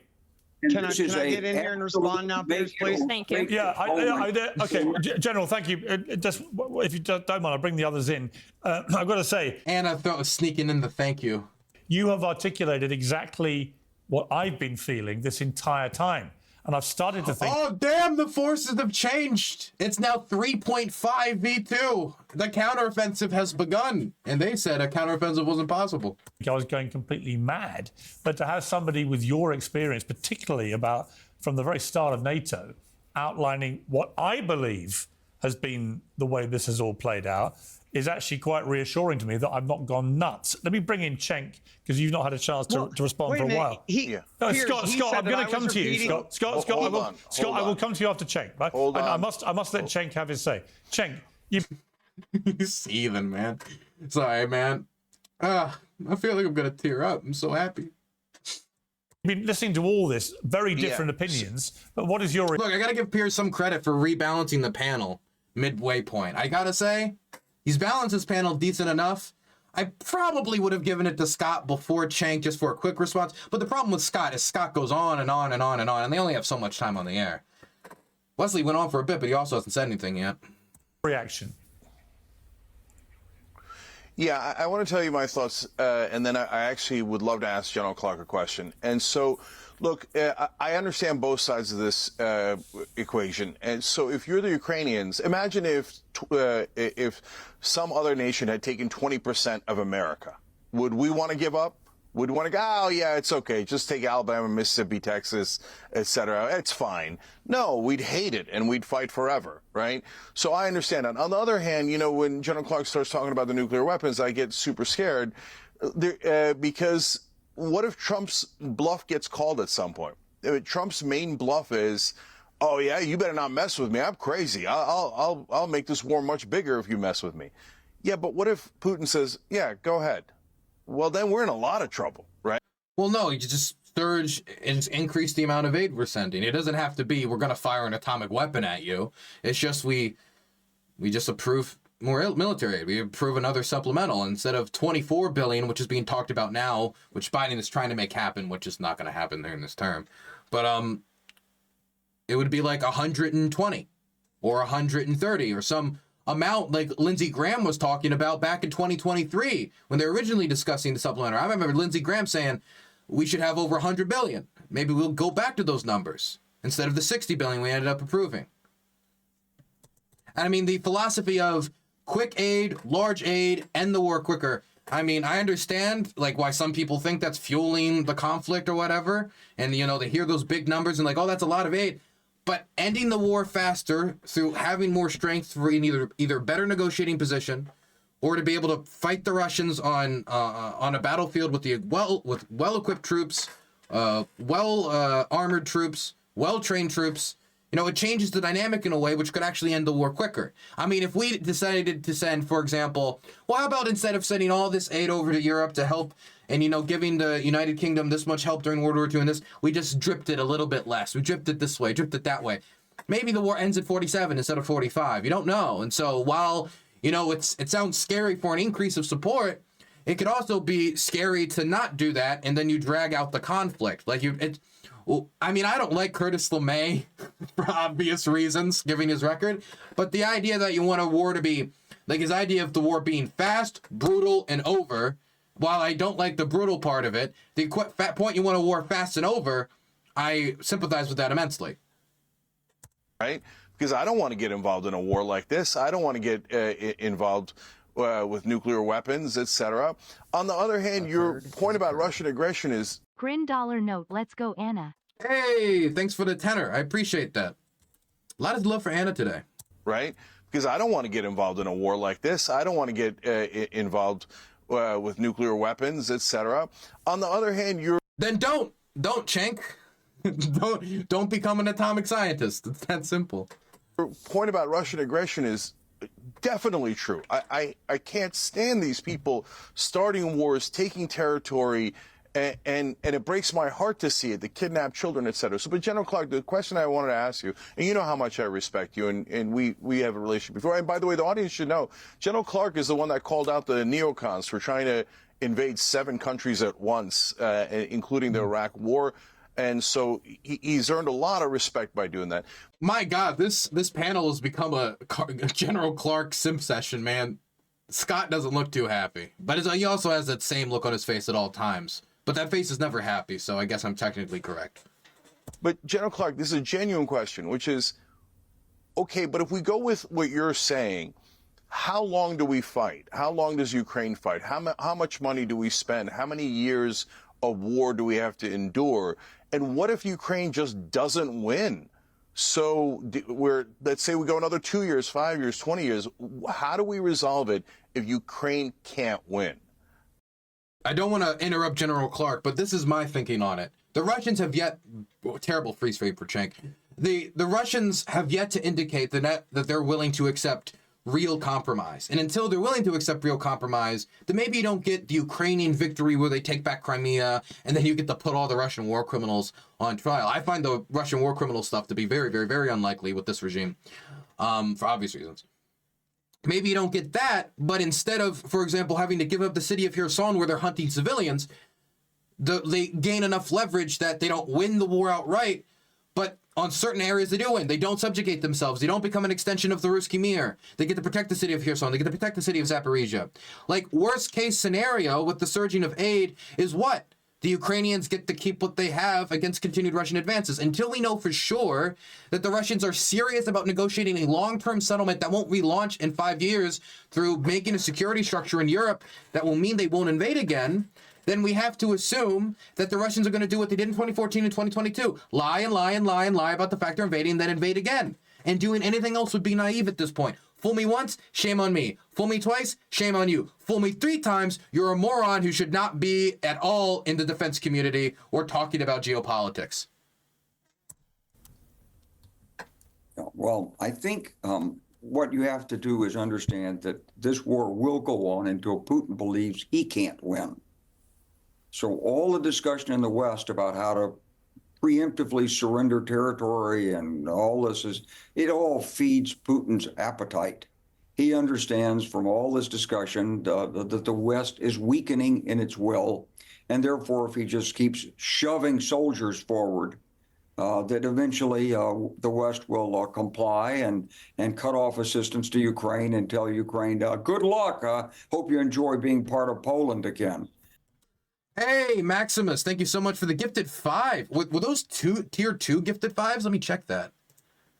Burns is no, they were just 5 gifted. I just thought it said tier 2. Maybe it was. I actually can't tell. Either way, Thank you for the 5 gifted in YouTube. I appreciate that. I love all the support today. I'm looking at those tickets back home. Hey, thank you for the 5 gifted, and now the 10 from JD Christie. Slava Ukraini, Heroem Slava. I appreciate the support. Thank you, thank you. I'm looking at tickets back home for Christmas. I should not have waited this long to buy a ticket. My God, who would have thought that plane tickets during Christmas time across the Atlantic would be expensive? So I do appreciate it. Thank you, thank you. Because that's his aim. He doesn't really care about Lviv. What he wants is the north coast of the Black Sea and Odessa, and of course Kharkiv and Kyiv and so forth, and then he wants the rest of Europe, Eastern Europe, that used to be under Soviet dominion. He needs this in order to be able to confront China. And this is the ultimate fear of my God. Slava Ukraini. Look at all this love. Ohms, thank you for the tier 1 sub. I appreciate it. You guys are really coming out. Sorry, I didn't get to catch a lot of what Clark said. We're gonna go back. I'm sorry we're taking so long with this segment, but this is something I like to savor. You know, when I cut into this steak and I bite into that nice red meat, I want to taste it. I want to taste the juices. I want to savor it. This is a nice juicy steak to me. That's what this is. This is 3 years of suffering and pain of just watching bad take after bad take after bad take, hitting a wall called reality for just a moment. Just a moment. And in that moment, you know, the war is still the war. When I was coming into the bunker studio today, the air raid sirens were blaring. There were explosions distant in the city today that I could hear from my apartment window. The war will still be on when I leave this bunker. But in this moment, in this conversation, this is nothing but pure bliss. Nothing but pure bliss. Connor Riley, thank you for the tier 2 sub. I appreciate this. What kind of meat, Dylan? What do you mean? It's a steak. Like, beef. Presumably cow meat, I mean, I guess. What he wants is the north coast of the Black Sea and Odessa, and of course Kharkiv and Kyiv and so forth, and then he wants the rest of Europe, Eastern Europe, that used to be under Soviet dominion. One opportunity. He needs this in order to be able to confront China. Arms weak, mom spaghetti. And this is the ultimate fear of Russia and its leadership, and they know they can't confront China unless they have control over Eastern Europe, including the Baltics. And great stream, Dylan. Good to hear common sense of Anna and General Clark. Yeah, it is. It is good to hear it. Thank you for the tenor. I appreciate that. Sensible stuff on the Piers Morgan show. I've never heard of such a thing. I'd like to see Clark and Cenk have a long-form conversation about atomic weapons, because I was not happy with Cenk's tweet after long-range strike approval. I thought it was definitely at this moment when we're facing, you know, a crucial moment for Ukrainian defense, for him to be saying that. But I mean, the fact that he didn't go at it like, Clark, you're a warmonger. You're gonna kill us all. He approached it like with a genuine question. You know, I'm getting Cenk. Don't win me back, Cenk. You can't stop winning me back. Don't win me back. With people, letting the people who know what they're talking about talk and chiming in to give pieces of commentary to agree, but also ask follow-up questions to learn more. Don't win me back. That's not allowed, Cenk. Not allowed. Of Russia and its leadership, and they know they can't confront China unless they have control over Eastern Europe, including the Baltics and Poland, and the rest of the Balkan Peninsula. And so it's a long-term geostrategic game. And Cenk, I just tell you this, there's no American soldiers over there getting killed. And most of the money that's been appropriated by the United States has gone to buy new weapons in the United States. We're giving them the old stuff, the old ATACMs. We've just recently even reprioritized our military sales program. We're still selling ATACMs to Morocco. Now, why does Morocco need 60 ATACMs? I don't know. But we're selling stuff up. Honor, he might be two-based, actually. He's saying the stuff that oh my God. Why, I've been waiting for so long for somebody to say that. Oh my God, this is, whew. I've been saying this for a bit. You need to prioritize deliveries to Ukraine. Prioritize ATACMS deliveries. This is the war happening now. Okay? You talk about Taiwan, talk about Taiwan. Talk about South Korea, talk about South Korea. This is the war happening now in the most immediate need. And even when you talk about, for example, providing these weapons to other European powers, what are those other European powers getting those weapons for? Which, of course, they just, if they want to buy a weapon from us, they can buy a weapon from us. But what do they want them for? To defend against who? Oh, Russia. You mean Russia, who is currently invading Ukraine? So, wouldn't wearing down their military power be towards the same strategic goal of defending those countries? And then he just fulfilled the orders later as production is expanding in the United States. And it is. It's expanding to try to meet the new increased demand for these weapons. And so, God, man, you might actually be too based on this. You might actually need to calm it down. Patriots all over the world. That stuff should go to Ukraine.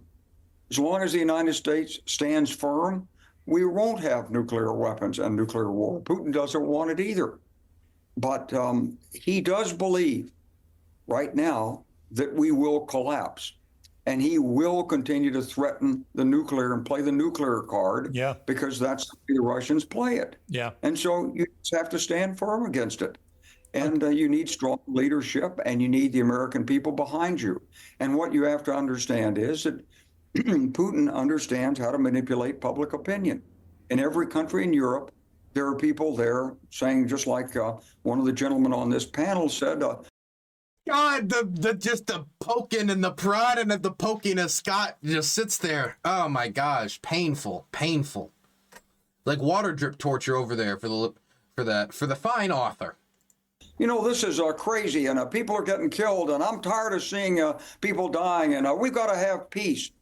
In 1937, 38, in Europe, everybody had fresh memories of the First World War. It was a horrible experience. A whole generation of British young men were wiped out. The French got so bad that in one group of French divisions, they pulled out every 10th soldier and shot him for cowardice. Nobody wanted a repeat of the First World War. And so Hitler occupied the Rhineland against instruction. Hitler rearmed. Hitler rebuilt the military. And at every stage, there were people who said, well, this is really dangerous, but please, we can't think about it. It can't be another world war. So we're revisiting this in a slightly different form today.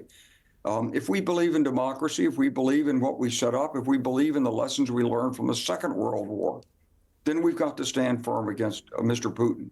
President Biden should have said to him, look, bud, you come after Ukraine, I promise you, you're going to lose. You're going to lose. But he didn't say that. True. And he's never said that. No, he hasn't. That's the policy has to start. Okay, General, thank you very much. Let me bring Scott Horton in to respond to that, because you're being compared to the people back in the late 30s who just didn't see the danger of Adolf Hitler and the Nazis. It's completely preposterous, and it's the refuge of scoundrels who have run out of arguments. I think anyone could see that. It's the same thing as this endless claim. Isn't this just a talking point that anyone who disagrees is repeating Russian talking points? I don't sit around watching RT all day, memorizing what the Russian regime says and repeating that. I wrote... oh, God, is he going to spend the whole time just defending his character instead of making points? Scott, you're my favorite ally. A book that's 775,000 words, most of it... Oh, God, stop talking about your fucking book. We get it. You wrote a book. 700 pages, 775,000 words. I should know this. Just say you have a book, okay? God, okay, you're plugging the book. Read the book. Read the book. Read the book. You have time here to respond. There's only like a certain amount of time that they have to broadcast this, And instead of making the points to counter everything that Wesley Clark just laid out about the Baltics and about the history of Russian encroachment, about any of this, it's just like, my character has been slighted and my book is 775 pages long. What's a book? What's the title of the book anyway? I actually don't know the title, which might be better. I think it's, actually you can see it on the screen behind him. Provoked, I think he said earlier too. Provoked. Is American graybeards talking about how they know better than the thing that they're about to do and then doing it anyway. And, you know, one of the things that I talk about in there, although I couldn't find too much about General Clark's role in this, but when there was a debate, and I'd like to pose this in the form of a question to him, when there was a debate in the 1990s in the Bill Clinton administration about whether to do NATO expansion or whether to do the Partnership for Peace, was it not the Secretary of Defense, William Perry, and the Chairman of the Joint Chiefs of Staff, John Shalikashvili, with the help of General Clark? Weren't they the ones who argued the Pentagon for peace? Let's do the Partnership for Peace instead of NATO expansion. And it was Richard Holbrooke and Talbot and Lake who outclassed the Pentagon in office politics and forced through NATO expansion instead. And the William Perry, John Shalikashvili, and I believe at the time, Wesley Clark argument was, we don't want to redraw the dividing line in Europe. Yes, it's true. A lot of these countries that used to be dominated by Soviet communists in the battle days, of course, want to join NATO. But we got to look at what's good for us. And what's most important for us is that we keep a decent relationship, a stable relationship with Russia. Why is that most important? Why is a decent relationship more important than having an allyship with one of our main trading partners? I mean, they're one of our main export partners. Like the goods that we still make in the United States, the few that we do, the specialized goods, they go to Europe. Like they're our ally who stuck with us through, you know, the war on terror and all that. Like I think keeping a good relationship with our allies and, you know, building that support base in Europe. I mean, if I'm just arguing from like a selfish perspective, Poland, Estonia, Latvia, Lithuania, Romania, Bulgaria, Hungary, Ukraine. I mean, we got all these countries, like they have their purchasing power, they have significance. Why is it that their opinions or their allyship or their partnership is less important than keeping the Russians happy? It's one thing to keep the Russians satisfied enough to stop a major war, as in, you know, we respect their internationally recognized territorial sovereignty. They respect ours because they know if they were to go upon ours or if we were to go upon theirs, that could lead to atomic hellfire. But it's another thing entirely to roll over in the interest of being able to get photo shoots with Putin, like Hillary Clinton did with the Great Reset button, which accomplished nothing.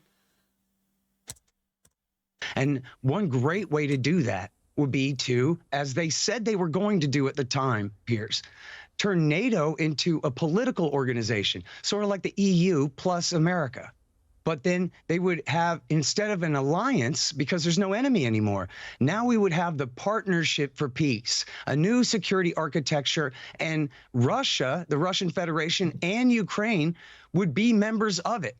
And then that way, Ukraine's neutrality as a obviously extremely important country locked between European civilization and Russia there, will not, the controversy will be settled with a de facto permanent neutrality there. And then what happened was the Hawks won the argument. And then as all of the graybeards said at the time, oh no, you see what we're doing? We're just redrawing the line. The policy has gone from containment to friends to neo-containment. This is before W. Bush ever even came to town. Okay, well, let me put that point then to someone who, by the way... I thought that was there a question there? He said this was a question. What was the question? The way, for the record, does not have a grey beard, General Clark. But would you like to respond to what you just heard? It's actually, you're right. We had a multiplicity of interests with Russia at the time the Clinton administration came in. And the first interest... By the way, in an effort to make the Russians happy, we did the Budapest Memorandum and basically made the Ukrainians give up their atomic weapons. Of course, the ultimate decision came to them, but when you've got people arguing on the House floor that a country is suffering from a 10,000% inflation rate, which was record-breaking at the time, with a poverty crisis that it's horrific to imagine how bad it got. You can go back and read about the street kid crisis. Was that not to satisfy the Russians? I think that sometimes we view this purely through the eyes of NATO expansion, which came later after invasion of Chechnya, after the invasion of Moldova, after these other military actions which scared Eastern Europeans into coming to us and asking for this help, but they also don't look at the really reconciliatory actions that were taken as well. I mean, it's a little bit of both, as is often the case in geopolitics. Was to control the nuclear weapons that were in Kazakhstan, Ukraine, and the loose nukes argument took priority. And we got legislation passed, the non-Lugar agreement amendment. Basically, we put billions of dollars into helping control the former Soviets' nuclear arsenal. And as part of that, we assured Ukraine that when they gave up their nuclear weapons, and Russia signed on to this, that their boundaries would be respected. You see, there in 1991, Ukraine had already voted in favor of independence. The people in Ukraine never wanted to be under Russian control. It's a separate culture. It's a different language. If you look up, and I don't know if you speak Russian, but apparently you don't, but I do. And I thought, well, I'll just go, brush up on my Russian and be able to speak Ukrainian. It's a different language, and it's a different culture. It's a different history. Ukraine's been independent in the past, and it was one of the first subjects of Russia's imperial ambitions going back to Catherine the Great. And the way that it operates is it's not a nice colonialism. It's an ugly colonialism in which Russia says, I'm in charge here. I want a part of your business. And they buy people and they influence. And I've met many Ukrainian leaders over the years, including some who've made billions of dollars off their associations with Russia. So when the United States looked at this in the early 1990s, we were hopeful that there would actually be democratic reform in Russia. But it didn't happen. And as Bill Clinton traveled abroad in 1993 and in 1994, and he looked at it himself and talked to these East European leaders who were emerging, they begged Clinton to give us the protection of NATO. And so that weekend that you're referring to when Al Gore made the speech that Richard Holbrooke wrote in Berlin, and yes, I checked with my bosses in the Pentagon. I said, no, of course we're not in charge. We don't want NATO enlargement. We got enough problems. Don't bring any other issues. Partnership for Peace had already been established. Russia was a member of it, and I said to my boss, I said, they keep putting this thing in here about enlarging NATO, and I keep scratching it out, and it keeps coming back in. And sure enough, Vice President Gore gave that speech. And he gave it at the direction of the President of the United States because President Clinton himself, in going through Eastern Europe, had looked and listened to the leadership there. He knew the history. He knew foreign relations. He knew foreign policy. And he determined that the best avenue for peace forward was to both provide security for Eastern Europe through opportunities for NATO membership if they wanted it, and work with Russia and give Russia a special relationship with NATO. So we formed the NATO-Russia Council. Here's a question, and I think about this quite a lot, and I think this is a dilemma that I've really been trying to scratch my head over. If we never enlarged NATO in any capacity, we just kept it we didn't even put we don't put in bases in Eastern Germany after the reunification, and we don't enlarge it no matter any requests. Would the Russians then take that as a sign that they don't need to do any expansion whatsoever? If the expansion and the domination of Eastern European nations was entirely due to the fear of NATO expansion, then maybe. But also, let me throw out there that even if we didn't, they might look at it like this. Look, this is the Bill Clinton administration. What if we have a different administration, like a Bush administration, who thinks differently and changes policy? We need to act. That uncertainty, as exists in every state about their security, would still exist. But putting that aside, Russian imperial legacy still holds. Like they invaded Moldova. They invaded Chechnya twice. Putin invaded Chechnya too. Putin was the one who led the second invasion. Vladimir Putin believes that Ukraine is an extension of Russia and cannot be separate from Russia. So in a non-expanded NATO, which is still back in Germany, not all the way to Poland, and there's the same confrontation where, Ukraine wants to join the European Union and the Russians say, no, would the non-existence of NATO and Poland and these other states really dissuade the Russians enough from not invading Crimea? Or would they think, there's nobody to even potentially oppose us or for us to potentially piss off of significant military power, and maybe we do a full-scale invasion right now. And let me tell you, the Ukrainian military was in a pretty piss-poor state back in 2014. They were able to like launch counteroffensives to take back most of the Donbass before the Russian army entered.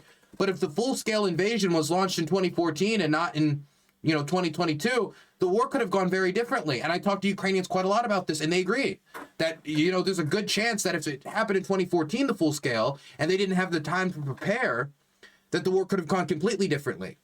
And so I think like just believing that if NATO wasn't there, the Russians of goodwill would just settle into the idea of being a modern nation state that doesn't expand their borders by force or doesn't want to dominate its neighbors economically and politically with no options for example, choosing this economic system over that economic system.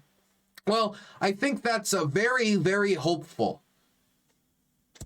The NATO-Russia Council had all the members of NATO listening to Russia and all of its concerns in 1997, 1998, 1999. I was there sitting in that council when former Russian Foreign Minister Yevgeny Primakov gave us a lecture. Russia has no permanent friends. Russia has only permanent interests. And he's looking at me, and then I know who he was. He's the guy who basically started the Palestinian terrorist organizations as a KGB agent. And he knew who I was, and we knew each other. And I knew what he was saying. He was saying that Russia didn't appreciate NATO, wouldn't cooperate with NATO, and was going to go its own way. He later ran for president, lost to Vladimir Putin. But the point is that the United States worked assiduously to try to bring stability to Eastern Europe, including working with Russia. And it was Russia that really didn't want this. From the beginning, we actually had hopes that Russia might join NATO. I mean, there might be a hope. Like, I'm thinking about this right now. Let's say we don't expand NATO, but we keep the Budapest Memorandum, but we don't make it a memorandum. We actually make it a real defensive alliance. I don't think the American government would do that at the time because they didn't want to tie up their security commitments. But let's say they did, instead of going forward with the NATO expansion. Maybe that could have worked, but it probably wouldn't just need to be applied there. I mean, that Russian-speaking nonsense could have been applied to Estonia, Latvia, Lithuania, which have large Russian-speaking populations. So would it also be applied to them? And is America really going to make these unilateral defense pacts just with them? Would they also just, I mean, the Europeans are much closer. They have an even bigger security priority. Wouldn't we be making demands of the British and other nations to do that? And at one point, when you got the British, the Americans, the French, like making all these security commitments, would it not just be, okay, it's basically NATO at this point? Just thinking out loud. From the beginning, we actually had hopes that Russia might join NATO. But from the beginning of Putin's time, he crushed democracy, crushed dissent, and step-by-step consolidated power using the mafia, the Russian mafia, and the intelligence agencies. And so we are in the position where we are today. I've always wished I could talk to Putin and say, look, it's not that we disrespect you. We like Russia. We love Russian music, culture, your history. There's so many great things that have come out of Russia. But you can't step on other people. You can't treat people that way. You can't invade other countries. We're not going to invade you. There's no threat here. I was with the Russian foreign minister when we were dealing with the Conventional Foreign Forces in Europe Treaty in 1998. And Minister Ivanov said, well, under this treaty, in a time of tension, NATO could put a division in Slovakia on the borders of Russia or Belarus. And I said, Mr. Minister, one NATO division on the borders of Belarus is a threat to Russia? Come on now. Ivanov laughed. He knew it wasn't a threat. Yeah. He knew it. Yeah. And so, you just, I'm not accusing anybody of reading and repeating what Russia's telling you to say. I'm saying there's a lot of misinformation out here. Yeah. But we are where we are. And the only way. Well, can I ask just one short follow-up there, Piers? Very, very quickly. We have to wrap, but very quickly, yeah. Sure. Yeah, very briefly. I wonder, General Clark, if you're aware that your then boss, William Perry, he later told The Guardian that it was the greatest regret of his life that he did not do every single thing he could to stop Clinton from going down the path of NATO expansion. Well, okay, I'll tell you what I'll do. Here's what I'll do, Scott. I'll just ask General Clark, and please be brief if you don't mind, General Clark, but was Clinton right or wrong, looking with hindsight? Well, I think Clinton was right in hindsight because when you unravel what actually happened with the dissolution of the Soviet Union, and I have the greatest respect for Dr. Perry, but the KGB, there's a book written on this called Putin's People, and you can read it. But basically, the KGB saw it collapsing in the late 1980s. They didn't trust Gorbachev. They moved the money to the West.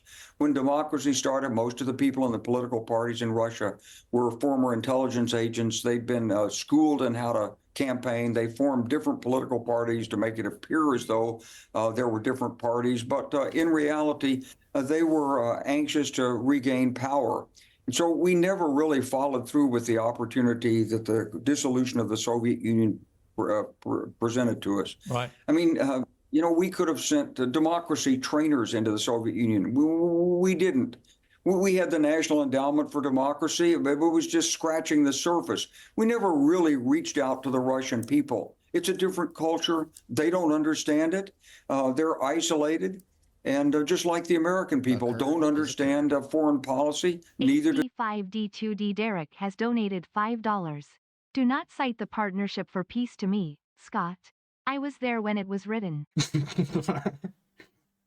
You know, in my head, I want to find a way where we didn't have to, like, just build military alliances throughout all of Europe in order to stop Russia from invading these countries. Because obviously, if there's the most powerful military alliance ever built in the history of mankind, largely designed historically to stop a power center in Moscow up to their borders all along from Finland to Estonia, Latvia, Lithuania, all the way through Poland and Ukraine.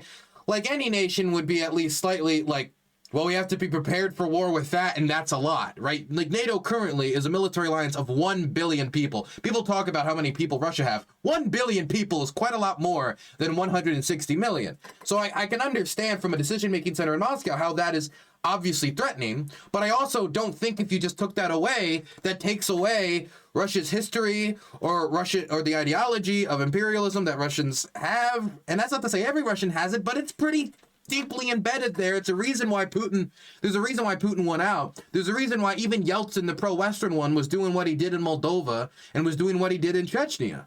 So it's not like it's completely isolated to Putin and Putin alone. And if we just did this and did that and did this and Putin didn't get elected and somebody else got elected, then I'm not so sure. Maybe a different Russian leader would not have been as bold, but it's impossible to say. These are, you know, you can only talk about alternative history scenarios for so long. And so all I know is that NATO is the only organization that has been 100% effective up to this point in stopping the Russians from invading your country.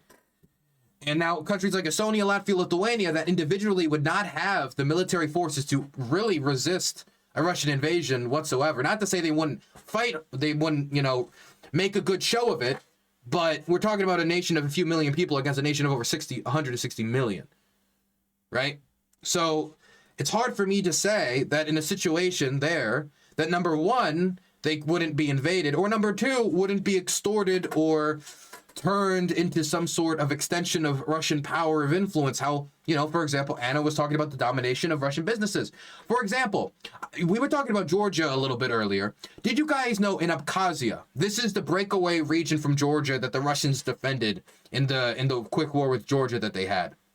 There is a law that the Russians tried to pass that basically would make it so that the Russians could buy property in Abkhazia and start making money off of that stuff over there. Now, the local Abkhazians are terribly against it. Terribly against it. And they protested it, but it's what the Russians want in return for the military assistance to Abkhazia, right? So this isn't like a one-off, like, oh, this is only happening in Ukraine, this is only happening. This is something that they would like to develop. For them, you know, what use is imperialism if all it is giving other people stuff, right? They want something in return. They're not doing this out of the kindness of their hearts. So anyway, I keep trying to think of ways that we could have avoided the interchanging military alliance structure, but I've always come up short. And that's why I feel like I've accepted the hard truth that it might have basically been necessary if we couldn't find some other structure that would have guaranteed a denial of Russian attacks. I mean, what was the Cold War struggled over, if not to redefine, you know, the borders of the, you know, redefine, you know, not only this ideological struggle, but also liberty, etc., whatever. And that also includes the liberty of Eastern Europeans.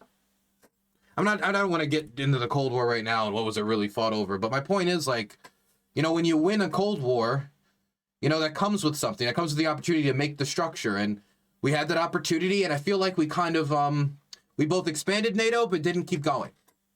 We both expanded NATO, but didn't keep going. And so we kind of did this like 80%, 70% of the way there. And so that means the 30% that were not in that group, well, they've been left out high and dry. So you've gotten both aggravating the Kremlin while also leaving these nations outside of NATO protection, which are the only nations that have been invaded by Russia. Russian people. It's a different culture. They don't understand it. They're isolated. And just like the American people don't understand foreign policy, neither do the Russian people. A UN diplomat told me once, he said, you know, you Americans are like the Russians. Most of your people don't even have passports. You live far from national borders. You don't have any appreciation for other nationalities. We could have extended a stronger hand in friendship. And I'm talking not Clinton. I'm talking about George H. Bush when it happened. Yeah. We just didn't do it. And we had a very brief window to make a great difference. We didn't. I think that the protection we provided through NATO membership for the countries of Eastern Europe and that we want to extend to Ukraine has been really important. If you look, I drove a couple of times from Eastern Poland into Ukraine. In Eastern Poland, the houses are painted, the fields are cultivated, everything looks good. As soon as you go across that border, the difference in prosperity is marked. And it's marked because Ukraine hasn't had the protection of the European Union and NATO. And that's why the people in 2014, 2013 in Maidan, they saw this. Ukraine and Poland were economically similar in the 1980s. But by 2014, Poland's GDP per capita was 2 or 3 times what it was in Ukraine, simply because Poland had the association with the West, with its security provided by NATO. So we've got to get through what is more than a bump in a road. It's a critical period in international policy where we're going to decide whether the rule of law prevails or we're going to go back to the 19th century competition between empires and emperors and to hell with the people underneath. General and that's Clark, where we are right. I've got to leave it there. I don't want to, actually. I could honestly do another 2 or 3 hours of this. It has been an absolutely fascinating conversation with all of you. I really appreciate you all joining me. I've got to leave it there reluctantly, but thank you very much indeed. Hey, thanks, everybody. Piers, nice to be with you. Thank you. Thank you, General. Wow. Well, just before we go, a quick look at what on earth has gone on in South Korea. Nope, I'm done. I'm done. Oh, my goodness. Wow. This is the first Piers Morgan panel I'm walking away with where I feel like the Ukrainian side was somewhat well represented. And I'm not to say that no one's ever tried or no one's made a good effort of it, but this is the first time that we've ended, and I feel like if you watch the whole thing, and not just the first 10, 20 minutes, but if you watch it all, that the Ukrainian side was very well represented. I think Anna did a good way of showing her perspective on the ground. I think that she challenged his perspective on Euromaidan well. And I think that in the little area where she could have maybe described the brutality a little bit more, Wesley Clark immediately came in and talked about the bullet holes in the lampposts and talked about the brutality of that. And I think Wesley Clark also made the calculation pretty clear, where you're making this decision about whether you're having this formula where you don't expand NATO and then hope that the Russians will not continue to do these actions that they have done historically in the past and now are doing again. And that putting that hope in them is not what won out the day with Bill Clinton. I think he explained that divide clearly. I think Scott Horton got dragged around a lot here, which I thought was pretty funny. I think that, you know, it's not to say Scott Horton never says anything true. Is he'll like go on a really like long rant, say a bunch of true things, drop a lie right in the middle of it, but it's a foundational lie. It's an important lie, like Obama overthrew the Ukrainian government. And while leaving out so much details that finally, I feel like for the first time were fleshed out, and even Piers Morgan was left like, wait, did we not overthrow them? He's had on so many of these alternative media talking heads repeating the same talking points, and that's why Anna called it a talking point, that he seemed a little shocked because I guess he never really thought to go home and Google whether it was true or not. Huh. It only took 3 years, but having a Ukrainian on and then rebalancing the panel led this to be probably one of the most satisfactory Ukraine panels so far. It just sucks that it's like 3 years into the war with 2.5 months to go until Trump takes office. Maybe it'd be better if we had a, you know, maybe more productive conversation a little earlier, but okay. Also, Cenk, I gotta give credit to him. He didn't speak on areas that he didn't feel like he could speak on. He didn't go out there and lie. And he seemed to be genuinely inquisitive about the threat of atomic weapons while also respecting Ukrainian sovereignty. He's never supported military weapons to Ukraine. He's never supported aid to Ukraine outside of humanitarian. So I still think that his position is wrong. I still think his position doesn't make, you can't be like, oh, well, obviously we'd fight and you know, it's bad, it's terrible, it's awful, oh, but then at the end of it be like, but not really, let's not really do anything. I mean, let's not do anything about it. I mean, it's bad, but let's not do it. Thoughts and prayers. That's what I feel like Cenk's response is kind of. It's a thoughts and prayers response. Which, I mean, I understand that it's hard as a left-winger to ever say send a gun anywhere, maybe. But, you know, the aesthetics of it doesn't matter. The lives do. The future of these people do, and us upholding our credibility and the respect that they gave to the issue of nuclear non-proliferation, I think should be respected. And so I think Cenk still needs to adjust those positions, but I think he didn't like lash out or go crazy in this, and I think he did like okay in the small amount of time that he did have. The Navy SEAL didn't really know much, but he admitted to not knowing much. But he seemed to talk a lot about... The only area I wish there was more pushback was when he's talking about this money's getting funneled there and it's being stolen by this politician. Is I wish somebody at some point said, can I have some proof? That's all I wish for that. The only other question I wish was asked was, if NATO didn't expand, would you say that you know the Russians wouldn't have invaded? Because I think a lot of times people look at this prism purely through like a chess game on the world stage and not through ideology. And this is the problem with a lot of realists, a lot of offensive realists or a lot of Mearsheimerist realists, is that they don't really look at the internals of the country. They don't really look at the, ideology. And that's why Mearsheimer said that the Ukraine wasn't going to get invaded. But that if it was going to get invaded, it would collapse immediately. And he was wrong on both counts because he didn't look at the internals of the country and he didn't take into consideration, in my mind, Putin's ideological commitment to trying to take over this country. I believe he believes what he says. I think he believes what he says when he says Ukraine is an extension of Russia, an extension of the Ruski Mir, and can either exist as an extension of Russia or it cannot exist at all, which he wrote in an essay that he released months before he ended up invading the country. You can go read it still. It should still be on the Russian ministry website or one Russian government website. So overall, good talk. Certainly the best talk we've seen so far.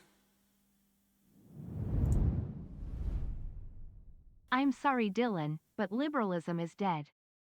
Wow, is it? I had no clue. I didn't see it die. I certainly didn't kill it. Oh,